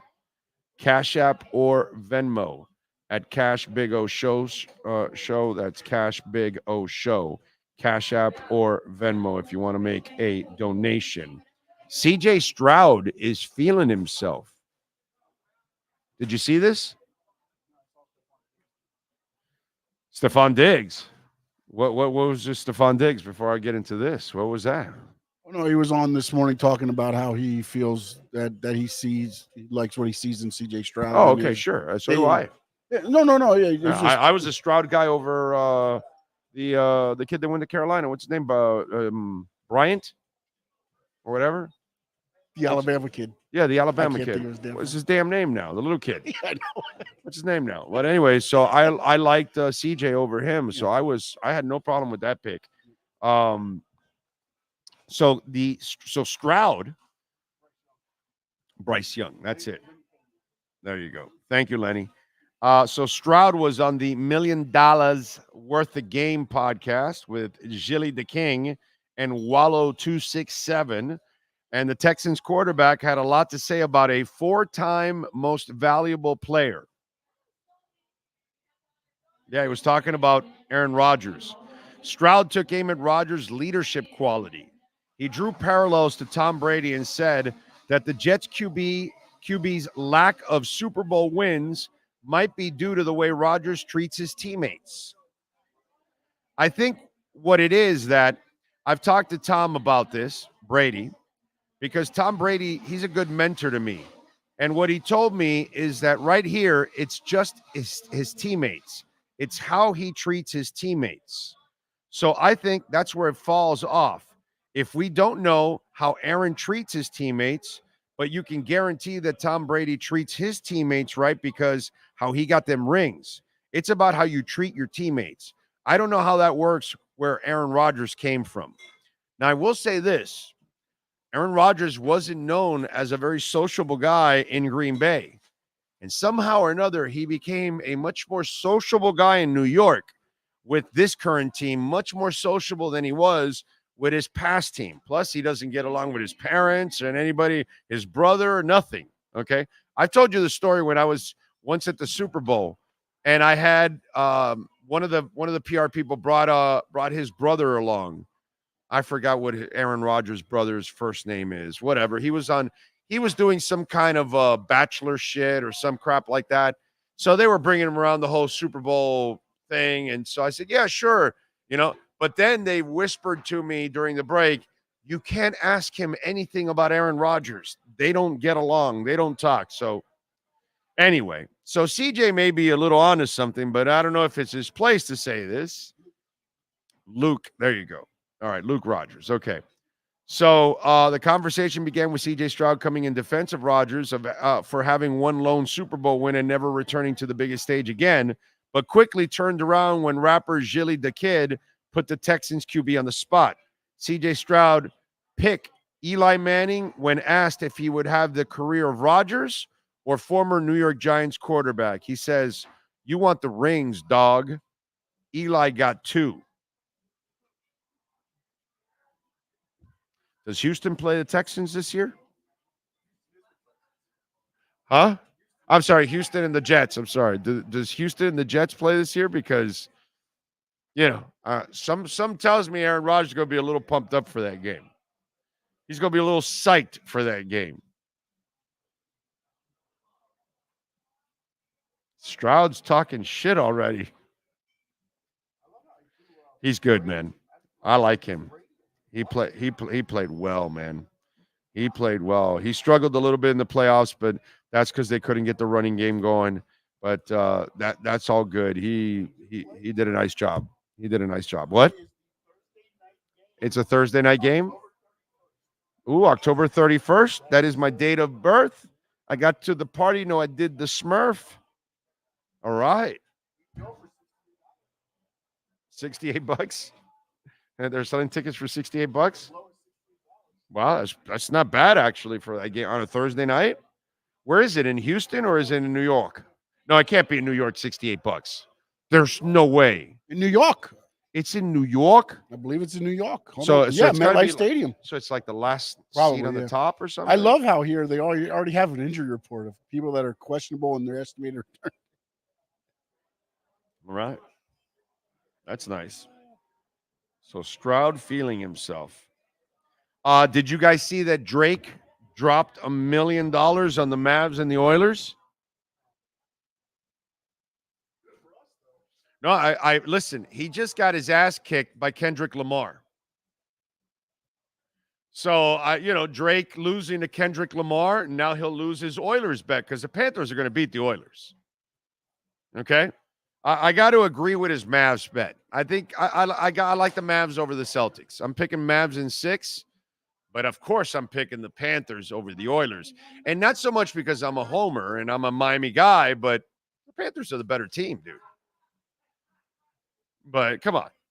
I mean, it's going to be a rough one for Drake. By the way, did you see what happened? Drake, by the way, erased everything off his social media that had to do with the Kendrick Lamar beef. He erased everything from his social media account with the Kendrick Lamar beef. I mean, after taking that ass kicking, you got to erase it all because if not, people are just going to keep tagging you that you got your ass kicked on it thoroughly. Wow. Kendrick Lamar.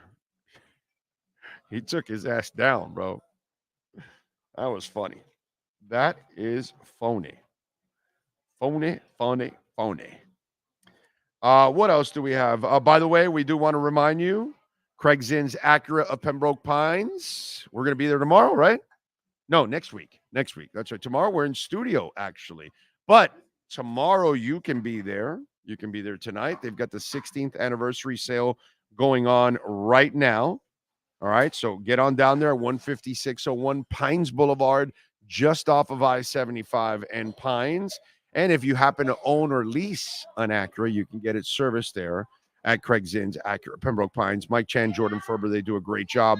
They've got a fleet of certified pre-owned vehicles. I mean, it's overflowing. The last couple months there, the selection is just absolutely sick. Even during the pandemic, which I know supply chain got hurt, they had a much better selection than pretty much anybody else. And now you go there and you know that you're going to be able to drive around or walk around and get the car you want, the color you want, the style you want, the model you want, because they've got a selection and a half, baby. And by the way, the ZDX is in. So if you want to get electrified, you can order your ZDX. That thing is beautiful. You got to take a drive. I by the way, took the ZDX for a spin. That thing hauls ass. It's dangerous. At 0 to 60, you're in a couple seconds, you're like this, man. So picking up speed, getting onto the highway, switching lanes, that's never going to be a problem with that ZDX, man. And by the way, they've got the 16th anniversary sale going on right now, 3.9% financing for 60 months. The Integra, you can get it for $319. The RDX, you can get it for $419. Tell them that Big O sent you. I promise you, they will take care of you at Craig Zinn's, Acura of Pembroke Pines. With the talk of Tyreek possibility restructuring his contract, do you still think his days with Miami are numbered? Who told you they're getting restructured? I'm sorry, I must have missed it. Did the team say it's getting restructured? Where'd you hear that, Wes? Who reported? The same people that said that Dalvin Cook's coming? Is that the same thing, Wes? By the way, Wes, did you ask me if I flinched when I told you Brian Flores was getting fired in the middle of a winning streak?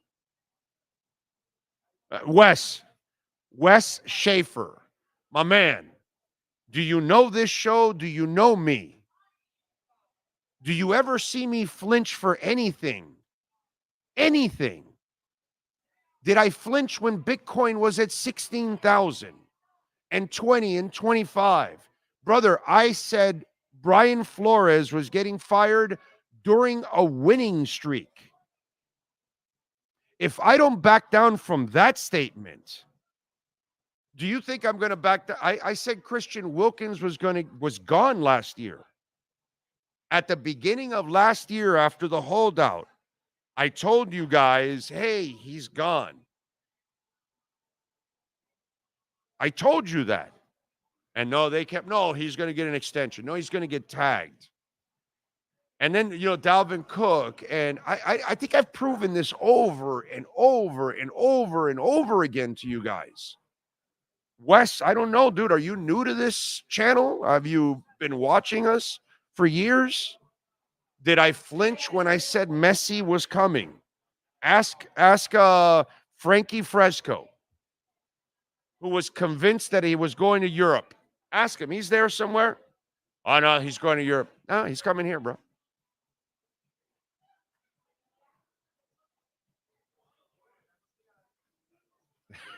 You know what I'm saying? So, you know what it is to tell the Dolphin Nation in the middle of a winning streak that their head coach is going to get fired? Just think about that one. You have no idea what heat is. You have no idea the hate, the DMs I got. Oh, you're an idiot. You're a hater. This, that. You just want the Dolphins to fail. I'm like, no, dude. I just know that what's going on behind the scenes. He's trying to sabotage the front office. He tried to sabotage the quarterback. He doesn't listen to what they want to do. He's insubordinate, bro. They can't have him around. But, whatever. You go ahead and listen to whatever you want. So I'm not sure, Wes, but if you think I'm flinching, he's gone. And by the way, the Dolphins have never said they're restructuring. Did you hear Chris Greer say they're doing anything? He's the only one that matters. Mike McDaniel said, hot potato, hot potato, hot potato, hot potato. I'm the coach. I don't do that stuff. So I'm not, where are you getting the information? Is it the same people that told you what? Tell me that Albert Wilson is making a big impact? that Robbie Chosen is really going to be an impact? I'm sorry. I'm just trying to figure this shit out. Like I said, go with the history. Go with the person that breaks the news all the time. Go with the person that's usually right. Okay? And if, Wes, you're getting that information from somebody that really breaks news constantly, more power to you. But not from here. We don't flinch. Just like Steve Calabro. The Sportstradamus has spoken. There we go. There's your Sportstradamus moment. Okay? We have spoken. How you doing? Tell you what, Sean is sporting a hell of a T-shirt. You like that one? That's a heck of a sheet. I'm thinking about what trading size? it. What size are you? Unfortunately, I have to announce on XL? air. No, XL. Okay, I don't know. It's 1 or 2. 2XL. Okay. I thought we were friends. I thought we were friends. 2XL. I mean, hold on a second. No, I'm an XL. I'm down to XL. I'm XL. But it's a little tight around the belly. But I still love wearing the 2XLs a little bit because they're kind of really I'm loose. an XL. They breathe. I'm an XL. So I don't mind. There are a couple of my 2XLs that I still will keep wearing because that's a heck of a. You like it? I like that a lot. 305. Nice. Yeah, nice. That's the Dolphin one. We have it in Canes. So I'm going to bring you next Thursday. I'm going to bring you a couple XLs. Dolphin. I'm going to bring XL. That's big. It's bigger than big. Yeah. I can bring an Inter one too. We have the Inter one. Listen, the Jersey guy would be enlarged, just so you know. The Weiss guy. Yeah, but is he a Dolphin? So wait a second. So it's so great that you gave me this segue. People are gonna say, "Oh my God, Big O and Steve must have talked about this for hours." We didn't. No. So you did tell me. Listen, you got to tell. You're rich with NVIDIA? No. I wish I was. Did you see that shit cross 3 trillion, bro? It's unbelievable. You know, my wife did very good with it, but she's angry. I told you because she should have done more. That's considerably more. Everybody that invests. No. Listen. My wife. We all do that. No, my wife buys in chunks, right? She'll buy a little now. She likes to buy in chunks. I'm more of a one-time buyer. She buys the first chunk, and then she sees my son and my stepson, both great kids. You know, my stepson's an emergency room nurse. Your wife is a dollar cost average girl. Yeah, she's a dollar cost average girl. She's watching every day. She's an ass kicker. Yeah, she tries. Those are the best investors, by the way. She has done phenomenal. Don't take it personal, but those are the best investors. She's better investor than me. Way better than most people. I don't think people don't understand how simple dollar cost average is. It Gives you so much power in investing. Well, listen, so she's done that for years, you know, and she's gonna dollar cost average into NVIDIA. She buys her first chunk. She may have bought her second chunk. I'm not sure. Then she sees my son and my stepson, who are great guys. Emergency room nurse, really, you know, baddest guy. My son is a writes code. You know, he's a upcoming tech guy, right? And they both tell her, "Oh no, don't buy NVIDIA." Oh, she doubled up there. No, she listens to her boys. Oh no! So for the last 7 family gatherings, she brings it up to the boys. Yeah. She does bring it up to the boys. God. She brings up, she goes, "You guys killed me. I actually paid attention to what you were saying." She never really listened to her gut. Her gut. She knows, you know, she's very knowledgeable. She's got a good feel for that. She did work in the field a little. Yeah. She worked for, one of the investment firms. Dude, it's about doing your homework, man. She watches, Fox News, Fox Business, Fox Business, or whatever the hell your business channel is. Yeah. And she'll know, I'll call her up. I'm on my way home. Hey, doing, Hunter? How was your day? Good. How was the market? She'll tell me. She'll say, she follows certain things. So she doesn't follow everything, but she's like, oh, this is that and that. Anyhow. I'm on it all day, bro. Yeah. We got digressed off this. So now you're saying so the Jersey Wise guy, right? Mm-hmm. He says, I said, listen, Big O asked, he wants some future predictions. So I'm going to read you the text I got. Okay. This happened. When did this happen? Well, this was at 12 o'clock today, 12:07. He calls himself the The JWG, I guess that's the Jersey Wise guy. He has a little acronym for himself already. I didn't even know what JWG was until I had to think about it for a second. Dolphins 49ers Super. Dolphins 49ers Super. 49ers win. Now. See, now I was going to send him a shirt. I should have said that. I was going to send him a shirt. He was so close to a shirt. The Jersey guy. No, but think about it. He thinks the Dolphins are in the Super Bowl. That's not enough. No, I know that. It's not enough. He's got to. It's not enough. Somehow make amends to that. No, it's not enough. But it's not enough. I tell him, I said, he's all about McCaffrey, and he loves the Dolphins offense.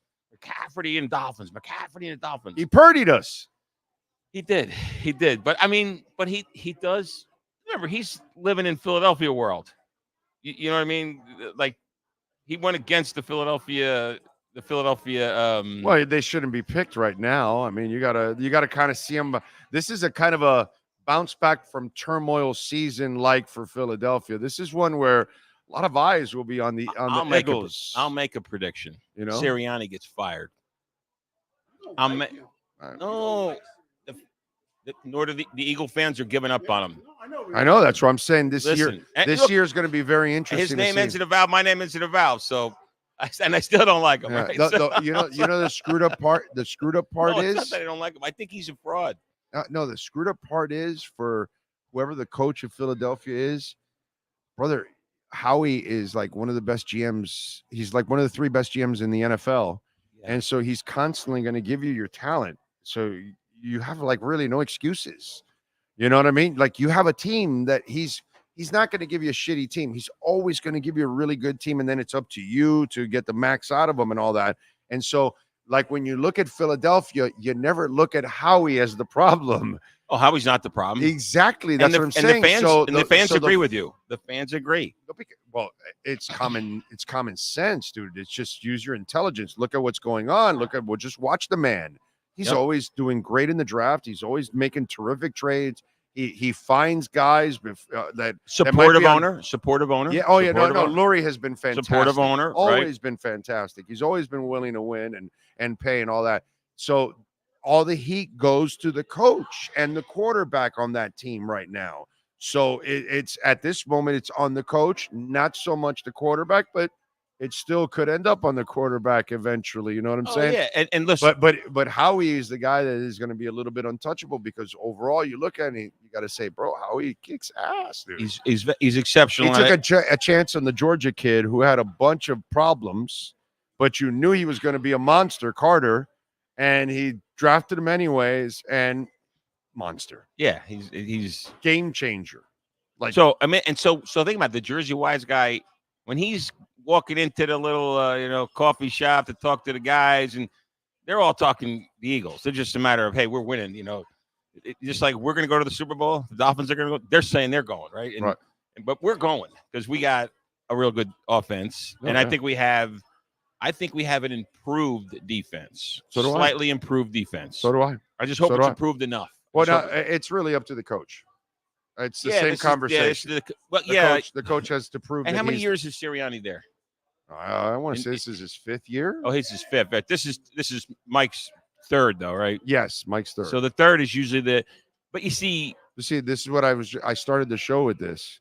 Like, this is why I hate the negativity so much because, like, the Dolphins, they're on the brink that they can make the playoffs 3 straight years. And so, like, your offense has been one of the 3 or 4 best in the NFL the last 2 years. Your QB's been in the MVP talk the last 2 years. Really, you've just been ravaged with injuries at the end of the last 2 seasons. And, and Mike has to get a little better on game day too. Obviously, that's something. But there's a shit ton of positives. And if you look at the Panthers, who are about to start their Stanley Cup run on Saturday, did they start off getting to the Stanley Cup right away? No, the owner started to build a team that could at least make the playoffs. Yeah. and then start going deeper into the playoffs and all that. They got a good coach. So, that coach is he's pretty spectacular. But that wasn't the coach that started this streak No. all these playoffs. This is like their 5th year, I believe, or 6th straight year in the playoffs. He's really good. He's phenomenal. Yeah, and the GM's even better. The GM is the Howie Rosen of hockey, by the way. I've been so impressed with Zito. It's just out of this world. But Sirianni's 4 years? Fourth year? Fourth year. This is coming his 4th year, or this is 5th year? So 21, 22, 23, 24. Yeah, so that's it. He's starting his 4th year. I'm telling you, at the end of the year last year, the Eagle fans were rumbling. Right. And then he did the classic, let me throw my offensive coordinator under the bus because it's my offense. Oh, but he should get fired. Yeah, so if that's the Dolphins, that's the beginning of the end. That's why I was saying that if the Dolphins stay healthy at the end of the year, they're going to be. And they win a playoff game, people will then forget about what happened the last 2 years. But you won't really put it all together and say it's actually all one, because you were already getting to this point, but you weren't getting there with a fair shot. Now, if you have a fair shot and you're able to win a game, now you can start to feel better about the direction that you're going in, just like Panther fans.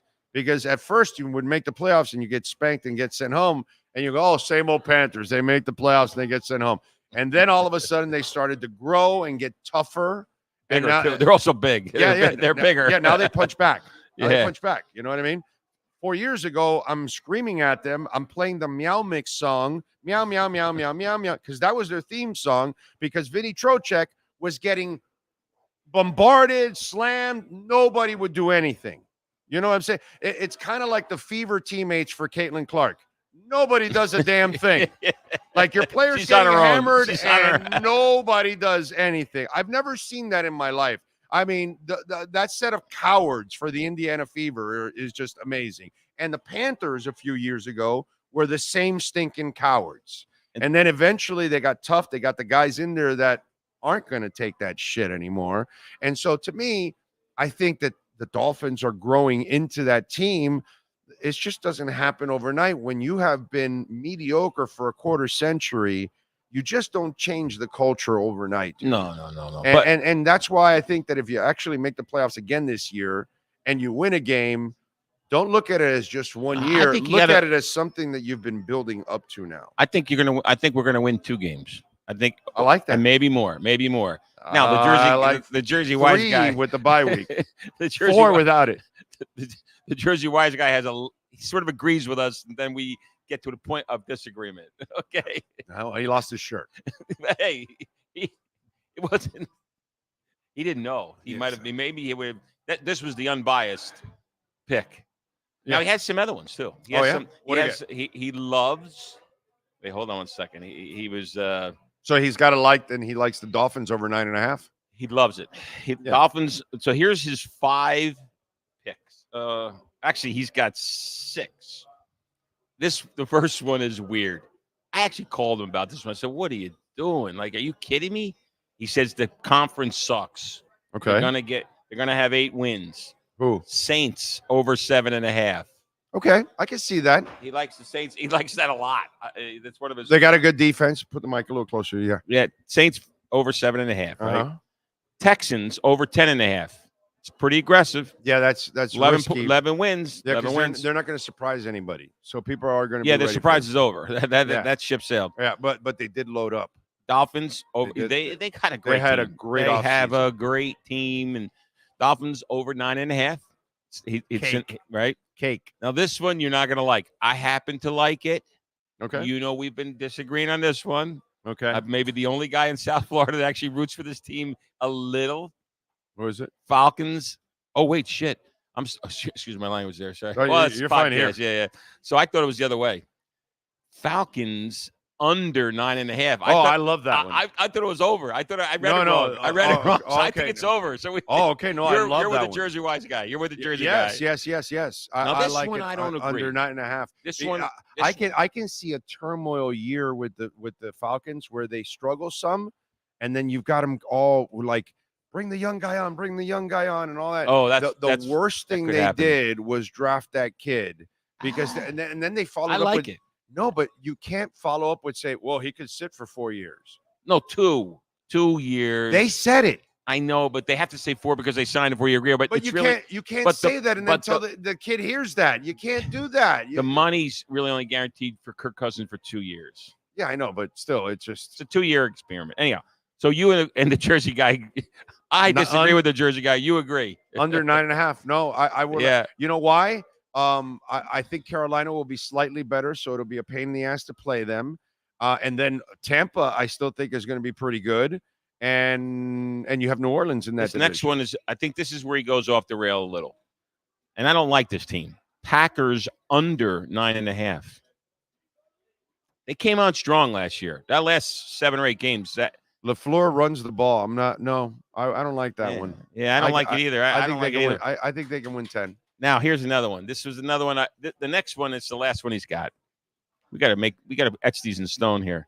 So the next one is more of a my heart says, nah, come on, Jersey guy, don't pick this. Lions under 10.5. Wow. I'm a little bit of a feeling bad for Detroit guy. I'm not a Detroit fan, but I'm feeling bad for the Detroit fans. I'm not comfortable with that bet. I wouldn't touch that bet. Put it that way. Yeah. Look. I wouldn't bet against them 10.5. Sent it separately. He sent it separately. Yeah, he did send it separately. Yeah. I wouldn't gamble on that one. Yeah, I mean, I wouldn't touch that one either way. Yeah, it's a tough one. I mean, if I'm gonna bet it, I'm gonna bet the over. But the first, I think they can win 11 easy. They should win 11 if they're healthy. Yeah, but lots can happen. They could easily win. They could easily win 10 and win the division. Yeah, but I think they could win 11 games, dude. Definitely, they have the talent. But listen, the Saints, they're really good. So I like the Saints. I like the Texans. I like the Dolphins. Yeah, that's his top 3. But I like the Falcons under. I don't like that one. I like his Falcons under. I don't know why I'm kind of rooting for Kirk Cousins, the poor guy. He gets no respect. You can root for him, but I don't know if that team is good enough. So yeah. Well, our defense. Well, wait, the coach is a defensive expert. You think he's gonna have something good there? Anyhow, listen. We're gonna change directions here.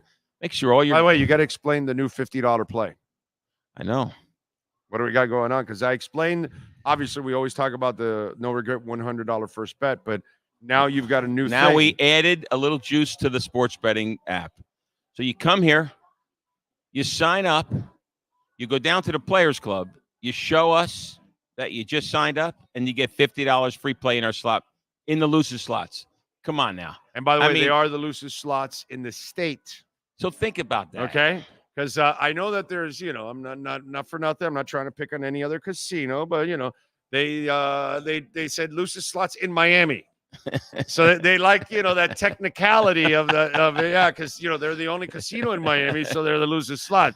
But really, Hialeah Park is the loosest slots in the state, which includes Miami last time I checked, and the Keys, and Tallahassee, and Tampa, and Orlando, and Ocala, and then Pensacola, and everybody else, and everybody in between. So now you get $50 free play in the slots. And there you go. You just got to sign up, go through the whole the process. Takes about 5 to 10 minutes. It shouldn't take 10. If it's taking 10, you're something's going wrong, right? And then you go down to the Players Club or walk up to the Players Club. You show the people that you signed up and your first bet, and you get $50. There you go. In addition to the fact that first wager you made may have been a $100 wager that you really don't have to worry about, right? Because it's a no regret bet. That's right. So if you lose it, it's all good. There's you get no to make regret. another bet. There's no regret. There's no regret. There's no regret. Think about this. Sports bet. So we're introducing sports betting at its best. That's right. We're letting you get a no regret bet, and we're letting you get some free money to play in the loosest slots. Come on now, this is an easy. You can come on out here, have a little food. You can enjoy. By the way, they got DJs on weekends. You've got. By the way, the games are going on. We've got the windows so you can bet on any of the horse tracks around the country. All of that going on. Our Champions Club. Watching the games. Yeah. There's 65 TVs in this poker room. And the ladies will bring you the food and the drink right to the table. And we just added another dozen TVs down on the slot floor. There you go. Because want to watch the Panthers win the Stanley Cup. That's right. At any rate. So the Jersey guy is really pumped up about this year. Someday you'll have to meet the Jersey guy. I'm super pumped up. If you're ever in New Jersey, maybe we can set up definitely like a rendezvous at a nice Italian restaurant. I will eventually go up there for a concert soon enough. Eventually, Oh yeah, they have good shows in Atlantic City. They have good shows in Philly. I always end up there for a concert at one point or another in the next year or two. Guaranteed, I'm going to go up there for a concert. In fact, I think I might go up to see David Gilmour at Madison Square Garden. Well, that's New York. It's 2 hours away. I know, You know, but yeah. But you listen, you could kind of. I could do the day before. If you, I'm going to give you a little nugget here. As I leave me a little nugget for concert viewing. Okay. In Atlantic City, New Jersey, which is in New Jersey. You know, the Jersey guy only speaks of New Jersey. The Garden's great too, but it's not in New Jersey. But you can get the train from New Jersey very easily, I may add. Yes. So the venues are smaller and more intimate. And so like in Atlantic City, yeah. Yeah, in Atlantic City. So there's 5,000 seats in Hard Rock, and I think it's like 4,000 seats at Borgata. So it's a little better for the viewing customer. You know, you're not. It's in more 18, intimate. Yeah, it's not more not intimate. 18,000 seats. Although the Garden's really good. The Garden is the Garden is the best second level in the country. It's really good. I've been to a lot of arenas. Nobody has a closer second floor to the floor to the stage, to the stage, to the court, to whatever the hell is you're going to see in Madison Square Garden. Then Madison Square Garden. That there's only two facilities that I've been wowed by that they're so well kept and they're old. And the Garden's ancient. The Garden and Dodger Stadium. Really? Oh, have you ever been to Dodger Stadium? No. Oh my God, it's heaven in baseball. Really? Wow. It's the greatest place to see a baseball game. I didn't know. What about Wrigley Field and all that? I've never been to Wrigley. Really? What about Fenway? I was at Fenway. It was great. Fenway, I'm sure Fenway is was great. Fenway was great. But let me tell you something about Dodger Stadium.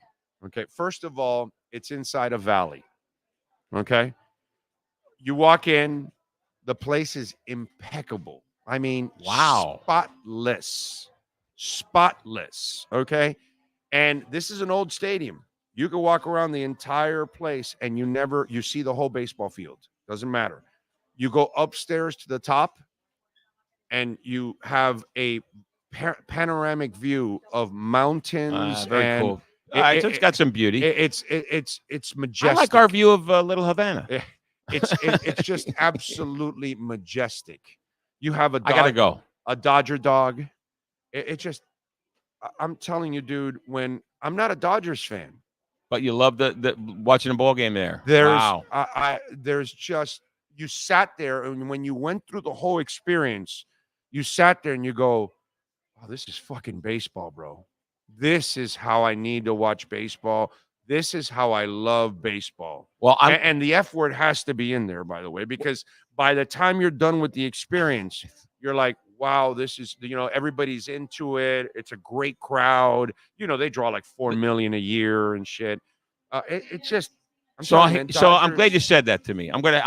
So my closest friend in New Jersey, right? I've been to the new Yankee Stadium. And my terrific, by the way. My closest friend is a guy by the name of Tony. Everybody in New Jersey has a friend named Tony. Right? Everybody. I mean, he's my closest friend. He we go back like 50 years. And his sister is a friend also. And her and her husband are going around the country, going to all the different baseball stadiums. She just went to Marlins Park. Yeah. Like 3 weeks ago. Yeah. I'm going to tell her. It's a nice park. I'm going to tell her. So Tony's sister. Padre Stadium is beautiful. Yeah. Her name's Mary. Right? Mary and beautiful. Gene, they got to get on a plane. Go to LA and go to Dodger Stadium. Oh, yeah. I'm literally going to send her a text when we get off the show. I'm telling you, she said Wrigley was really nice. Oh. And she said Fenway was really nice. Fenway, Wrigley are terrific. I'm sure they are. I've been to Fenway. But the Dodger Stadium is everything. I got to go. The whole thing, dude. The whole kit and caboodle. I'm just telling you. It is just an absolute honor to watch a game at Dodger Stadium. Well, you talk about the Dodgers. You feel blessed when you watch the game because if you're a baseball fan, you're like, wow, dude, okay, I walked in because, baseball's kind of dying. And unfortunately, it's a dying game. And it's not the same and you don't get the same vibe. Like when we were, 30, 20, 40 years ago, we all talked baseball. Baseball. Right. Listen, we all were glued to it and all this. we don't have that love for it anymore. It's not breathing all around us anymore. Like, so I have a question for you, and I have a little bit of a suggestion for you. I got to run, but I got to give you the suggestion. I just saw on Netflix the Yogi Berra. Oh, everybody special. tells me it's great. Fantastic. Yeah, everybody says it's great. First of all, one of the most underrated baseball players in the history of baseball. In the history. Yeah. Do you know how many double headers he caught? Yeah. 117. He's amazing. 117. He was the league MVP 3 times. Yeah. Right? 3 times. He has 13 World Series rings. 13. Yeah. 11 as a player, I And think some 2 as a coach, something like that. 11 and 2. I mean, this is a guy, that what happened? The whole your viewers should turn on Netflix and watch the Yogi Berra. I haven't seen it, and I should, You because have to everybody watch says it. it's great, and I have a great Yogi Berra story. Please, I love So- he's from New Jersey. He lives in Montclair. He passed away, but he lived in New Jersey. So Just I'm so you know that. 10 years old. So I'm 10 years old. Okay. Okay. All right. And I'm at Miami Baseball Stadium. Okay. And we're collecting signatures. Okay. I'm born in 1966. This is 1976, 77, around there. Do you know what we're talking about? Okay. This is the Orioles and the Yankees playing. Big series. This is Flanagan on one side. This is Mickey They had the Rivers. This multiple is 20 Reggie. game winners. Or yeah. This is Langham or whatever the other pitcher. Cuellar, maybe. Yeah. This is like names on both sides. Boog Pal. Everything was going. I mean, it was sick. The amount of people, the historic names of Ripken there, on everything that was going on both sides. Obviously, that was the home for the Orioles.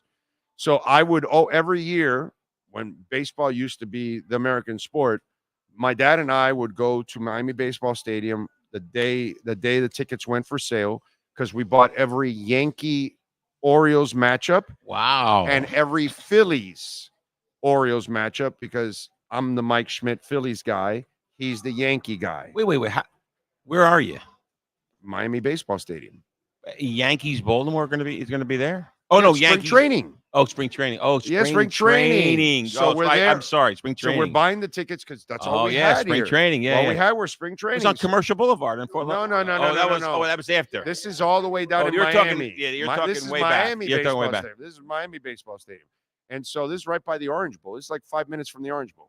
And so we would go every year right when the tickets for spring training were going on. I had to have my Phillies tickets to go see Mike Schmidt, and then he had to go see his Yankees. So I'm there, and he would drop us off early, and we would You wait in line. No. We'd already have the tickets. Oh, but then on game day, he would go and drop us off. We were 10 years old, 11 years old, 12 years old. He'd drop us off. We'd get punch our tickets, go in, and he would not go in. He would come back a couple hours later because he didn't care about batting practice and all that other shit and all that. But think about it. You're safe leaving your kids there. Yeah. In Miami. That shit would never go on nowadays. Exactly. But anyway, just to think about you're 10. how You're things 10 have or changed. 11. Things have changed, right? And you're with a bunch of other 10 or 11 year olds. So we both have Yankee and Orioles pennants. We've got every signature. Mark Belanger, you name it. It don't matter who it is, bro. Wow. You name it, we have every signature except Reggie Jackson. You've heard this story, right? So, and I'm sorry if some of you have heard this story. So we're waiting for Reggie. It's BP. And you stood literally next to the dugout, and the fences were this tall. Yeah. You could skip over the fence nobody ever did, because we respected back in what they don't do now. We did then, whatever. Anyway, so you respect it, right? So all of a sudden we hear in the distance, deep into the dugout, some guy screaming, and it's, you can't pick it up. And then all of a sudden you start picking it up, and it's Spanish. Coño esto, blah, blah, blah, blah. And we're like, wow. And bust through the door. It's Reggie Jackson. Who's speaking Spanish? He's Puerto Rican. I didn't know Jackson could speak Spanish. I didn't know he's bilingual. See, I knew that 47 years before you did. That's the first time I'm hearing this. Anyway, so he's cussing in Spanish, and we're like, But we're 10, 11 years old, so we have no tact. You think that's the right time to ask him for an autograph? Well, he's there. So he comes out, but pa. We're there. Hey, Reggie, can we have your autograph? No. And he takes off. And Yogi Berra is sitting in he's the coach. Manager or coach? No, I think he's just a man. He's a coach. I think he was first base coach. I don't think he was I'm sure he wasn't the manager. I'm sure he was the coach. And dude, I think Billy was the coach. The man. I think Billy was the coach. I think he had come from the A's at that time already. At that time, it was 77, I think. Yeah. So he goes, "Hey guys, don't pay attention to him. Don't worry about it. Come over here." Yogi says this. So we hop over the fence because Yogi tells us, and we sat down next to Yogi. Yogi tells us a couple stories. You have to turn tonight. You must watch the show. Right? Yeah. It's just no, I got the NBA Finals, but yeah. In the next Friday day or night. two, you have to watch them. Friday night. I think there might have been. There might have been. There was one that it was quick. It was quick, but that scene it was where very Yogi quick. was with two kids. That was It us. might have been. Yeah, it turned to be. But anyway, Yogi was really spectacular. That tells you what a person he was. But just remember, I don't know. It ain't over till it's over. No, it's he had the greatest. What happened was his Yogiisms overshadowed what he did on the field, and he was 5'7". Yeah, no, 5'7", yeah. 5'7". Yeah, and. Yeah, it was like he wasn't squatting; he was just standing. I'm telling you, he was just and all the Yogiisms are great. When you listen to this, when you come to a fork in the road, take it right. But listen, they explain in the show that when you go to his house in Montclair, New Jersey, where he lived, right, and you go to his house, if you take the fork left or right, you still got to his house. Oh, okay. Right? So if you get to the fork in the road, take it. Yeah. It's all good. You're going to get to my good. house, right? It made sense. Like there was all these good things. So I don't want to ruin it for you because we all know that he was a different dude. He was so good. Different and there was the big feud with him and Steinbrenner, and then they made up and blah, blah, blah. It was all good. But anyhow, just want to sign off. Sports betting at Hialeah Park. That's it. You guys are big supporters. For $100 no regret first bet, and you come down here, you get another extra 50. Come on, man! If you sign up that day, and show the Players Club, and you're all set. Yep, that's right. That's it. You got it, my brother. All right, man. Be good. You got it. And we'll catch up next week, and I'll bring you a couple shirts. Yeah, I'll talk to the Jersey guy. Maybe I can walk him off the ledge. No, he's off. They're in the Super Bowl. He's got him in the Super Bowl. Not enough.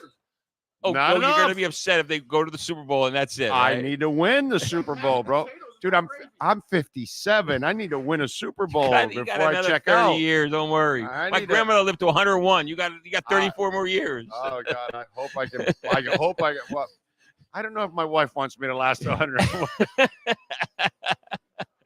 All right, man. All right, my brother. You got it. Take care. Be good. The Steve Calabro, baby, the great one, as always. Appreciate it. Oh, man. I did promise you guys I had one more thing to talk about Dolphins-wise. And if you hung in there, you will hang in there for another Dolphins nugget. Be good, Steve. As always, I appreciate you guys. Man. Let's see. Howie Roseman's done so much good for the Eagles there. There seems to be some crazy fans that only look at the Jalen Reagor pick. Well, you watch Chris Greer's done so much, and then they'll pick at Noah Igbenogany. Like, you're a dumbass if you pick on Noah Igbenogany when he got X and he got Fitz, and he finds guys like Holland. You know what I'm saying? It's just, Kohu, I still think can be a good player. Needham has been a good player. It's just, he does. Brandon Jones was a good addition. He went and got a free agent contract. They've had an incredible eye in the secondary, and yet they'll pick on the Noah one. And you're going to miss, but they don't miss as nearly as much. They hit on a lot more, and they find some pretty big ones too. So it's just, that's how fans are, dude. You'll hear fans complain about the Dolphins and say, well, he didn't beat the Ravens this year. But okay, but Tua beat the Ravens the last 2 years. So it's like, oh, they didn't beat a playoff team. Well, aren't the Ravens a playoff team? So you're only counting this year? You didn't count when he won the last 2 years? That's how it is, man. It's convenient arguments is what goes on with some out there. So stocks are boring. Let's go Bitcoin. I will have 720 shares of NVIDIA post split at least. Hey, the split is a good time for people to get into NVIDIA. That's for sure. That's going to be a good move. I'm not a financial advisor by any stretch whatsoever, but that split is going to be a good one. I think we just need to grow up this season. Our team comes to fruition. I hope so. Anyway, let's tell you one more thing that I wanted to talk about on the Dolphins side. And, you know, this season is going to be a transitional season at times for this team. And one of the keys for this team, the key for this team is going to be in one part, and it's going to be on one part of the defense, actually. It's not really going to be your entire defense. It's going to be one part of your defense. And I say that because you look at the start of the year, Jalen Phillips is not going to be healthy. Bradley Chubb is not going to be healthy. They might be back, but they're not going to be anywhere near 100%. They're not going to be he's not going to be the Bradley Chubb you saw last year with 10 sacks and 6 forced fumbles and really kicking ass last year before, you know, McDaniel left him in there for too long for no reason at all and got him hurt. But it is what it is, bad luck. And I feel bad, but he's not going to be himself. And one of the things that they did this offseason that was really important was getting Kendall Fuller. Why? Because X is no longer that player anymore. And look, he's still out there. Nobody has signed X because the tape doesn't lie. He's a shell of what he used to be. He can't move like he used to. He can't stay healthy. You know, Kendall Fuller is a much better player at this point than Xavier Howard, okay? If we're going to be honest and we're going to call things like we see it, that's what we do on this show. You know, Kendall Fuller is a much better player. Jordan Poyer is going to bring a lot of experience. Yeah, he's up there in years, but you only need him for a season. And you're going to get a Holland back, and he's going to be completely healthy now. And I think that's going to be an awesome thing. And then Jalen Ramsey is going to be used the way he's supposed to be used, which is going to allow you to move people around and be a better defense. And the one thing that I'll tell you that Holland, Ramsey, Fuller, Poyer, Kohu, Needham, Campbell, even Cam Smith, you know, I hope he turns the corner this year and he plays up to snuff. This is the key to your defense the first half of the season, maybe the entire season. We'll see. You cannot put a ton of expectation on Shaq Barrett because he's an older player at this point.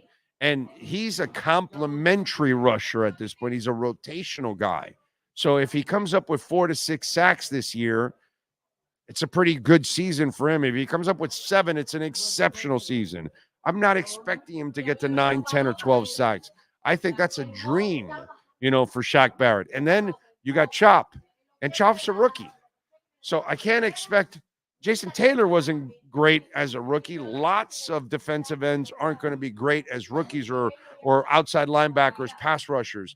So for me, I can't expect a ton out of Chop either. So you're going to have rotational guys at this point in time early on in the season. You know what's going to help those guys get to the quarterback? Kendall Fuller, Jalen Ramsey. That's the key to helping that front seven early on in the season. So Zach Sealer.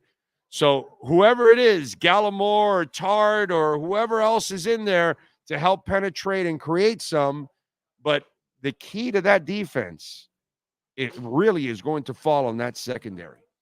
And when you hear Weaver talk about how, you know, and Ramsey talk about how he's going to be multiple and he's going to be all over the place, that's why I love this defense, because I think you have guys like a Fuller, guys like a Ramsey and a Holland at the top of your defense that can do a lot of stuff, and a Kader Kohu that I think is only scratching the surface. Last year, I think he was wasted by the last coach because he was kind of dead set on doing things his way. And unfortunately, that did not fit everything that Cater's all about. Weaver will use him the right way. One of the things that I want you to focus in on early in the coming season, it's going to be on that secondary, because that secondary is going to have to help get them coverage sacks, because you're not going to be able to generate the kind of pressures that you would like early on because you don't have your elite pass rushers in Chubb and in Phillips. So as those guys come along, and you hope that by the second half of the season, by weeks 10 and 12 and 15 in the playoffs, you're hoping that those guys at that point are feeling a lot stronger. They're still not going to be themselves. You probably won't see them be themselves if they ever get there to 2025. Next season, not this season, is probably the year where you get Jalen Phillips back to 100% and feeling like himself and being able to run around like a deer like he does. And I think then Chubb also will have, that same kind of confidence in his ability too at the same time. But the secondary is the key to this defense early on in the season. Big time. If the secondary doesn't step up and play at an elite level, it's going to be tough for the front seven to do their jobs because they lack the pass rushers. And you saw what happened last year at the end of the season when you lacked your pass rushers. While both pass rushers may be on the field at the beginning of the year, they won't be themselves. So that secondary, led by Javon Holland and Jalen Ramsey, that's going to be the key to the Miami Dolphins defense. All right. That is it. I appreciate all of you out there as always. Thanks, Steve Calabro, the Brunetti family as always. John Brunetti Jr., thank you, sir. And the entire Brunetti family as always for being huge supporters of our program for so many years as always. Remember to come on out here to Hialeah Park. And you remember you can get your no regret first bet, $100 no regret first bet. All you got to do is go to the Hialeah Park website, sign up there. Through there. And remember, if you have a Hard Rock account already, don't use the same phone number or email, okay?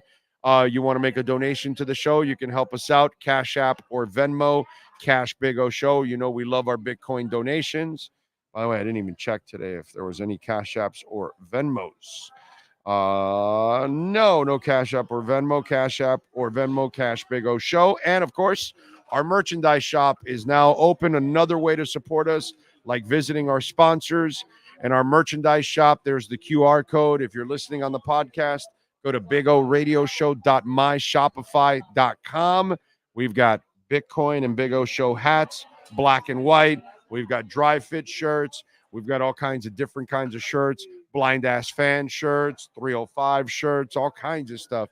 So please make sure you check it out and support us, man. That's the only way that we're going to stick around. June 15th of this month, we are 9 days away from our 4th anniversary, man. We are completing 4 years of doing the podcast, so we appreciate all of you out there as always. We will see you tomorrow morning from the studio, bright and early. Well, not that early, but it's in the morning at 10 a.m. Y'all have a good one out there. See you tomorrow, same time, same place, same bat channel.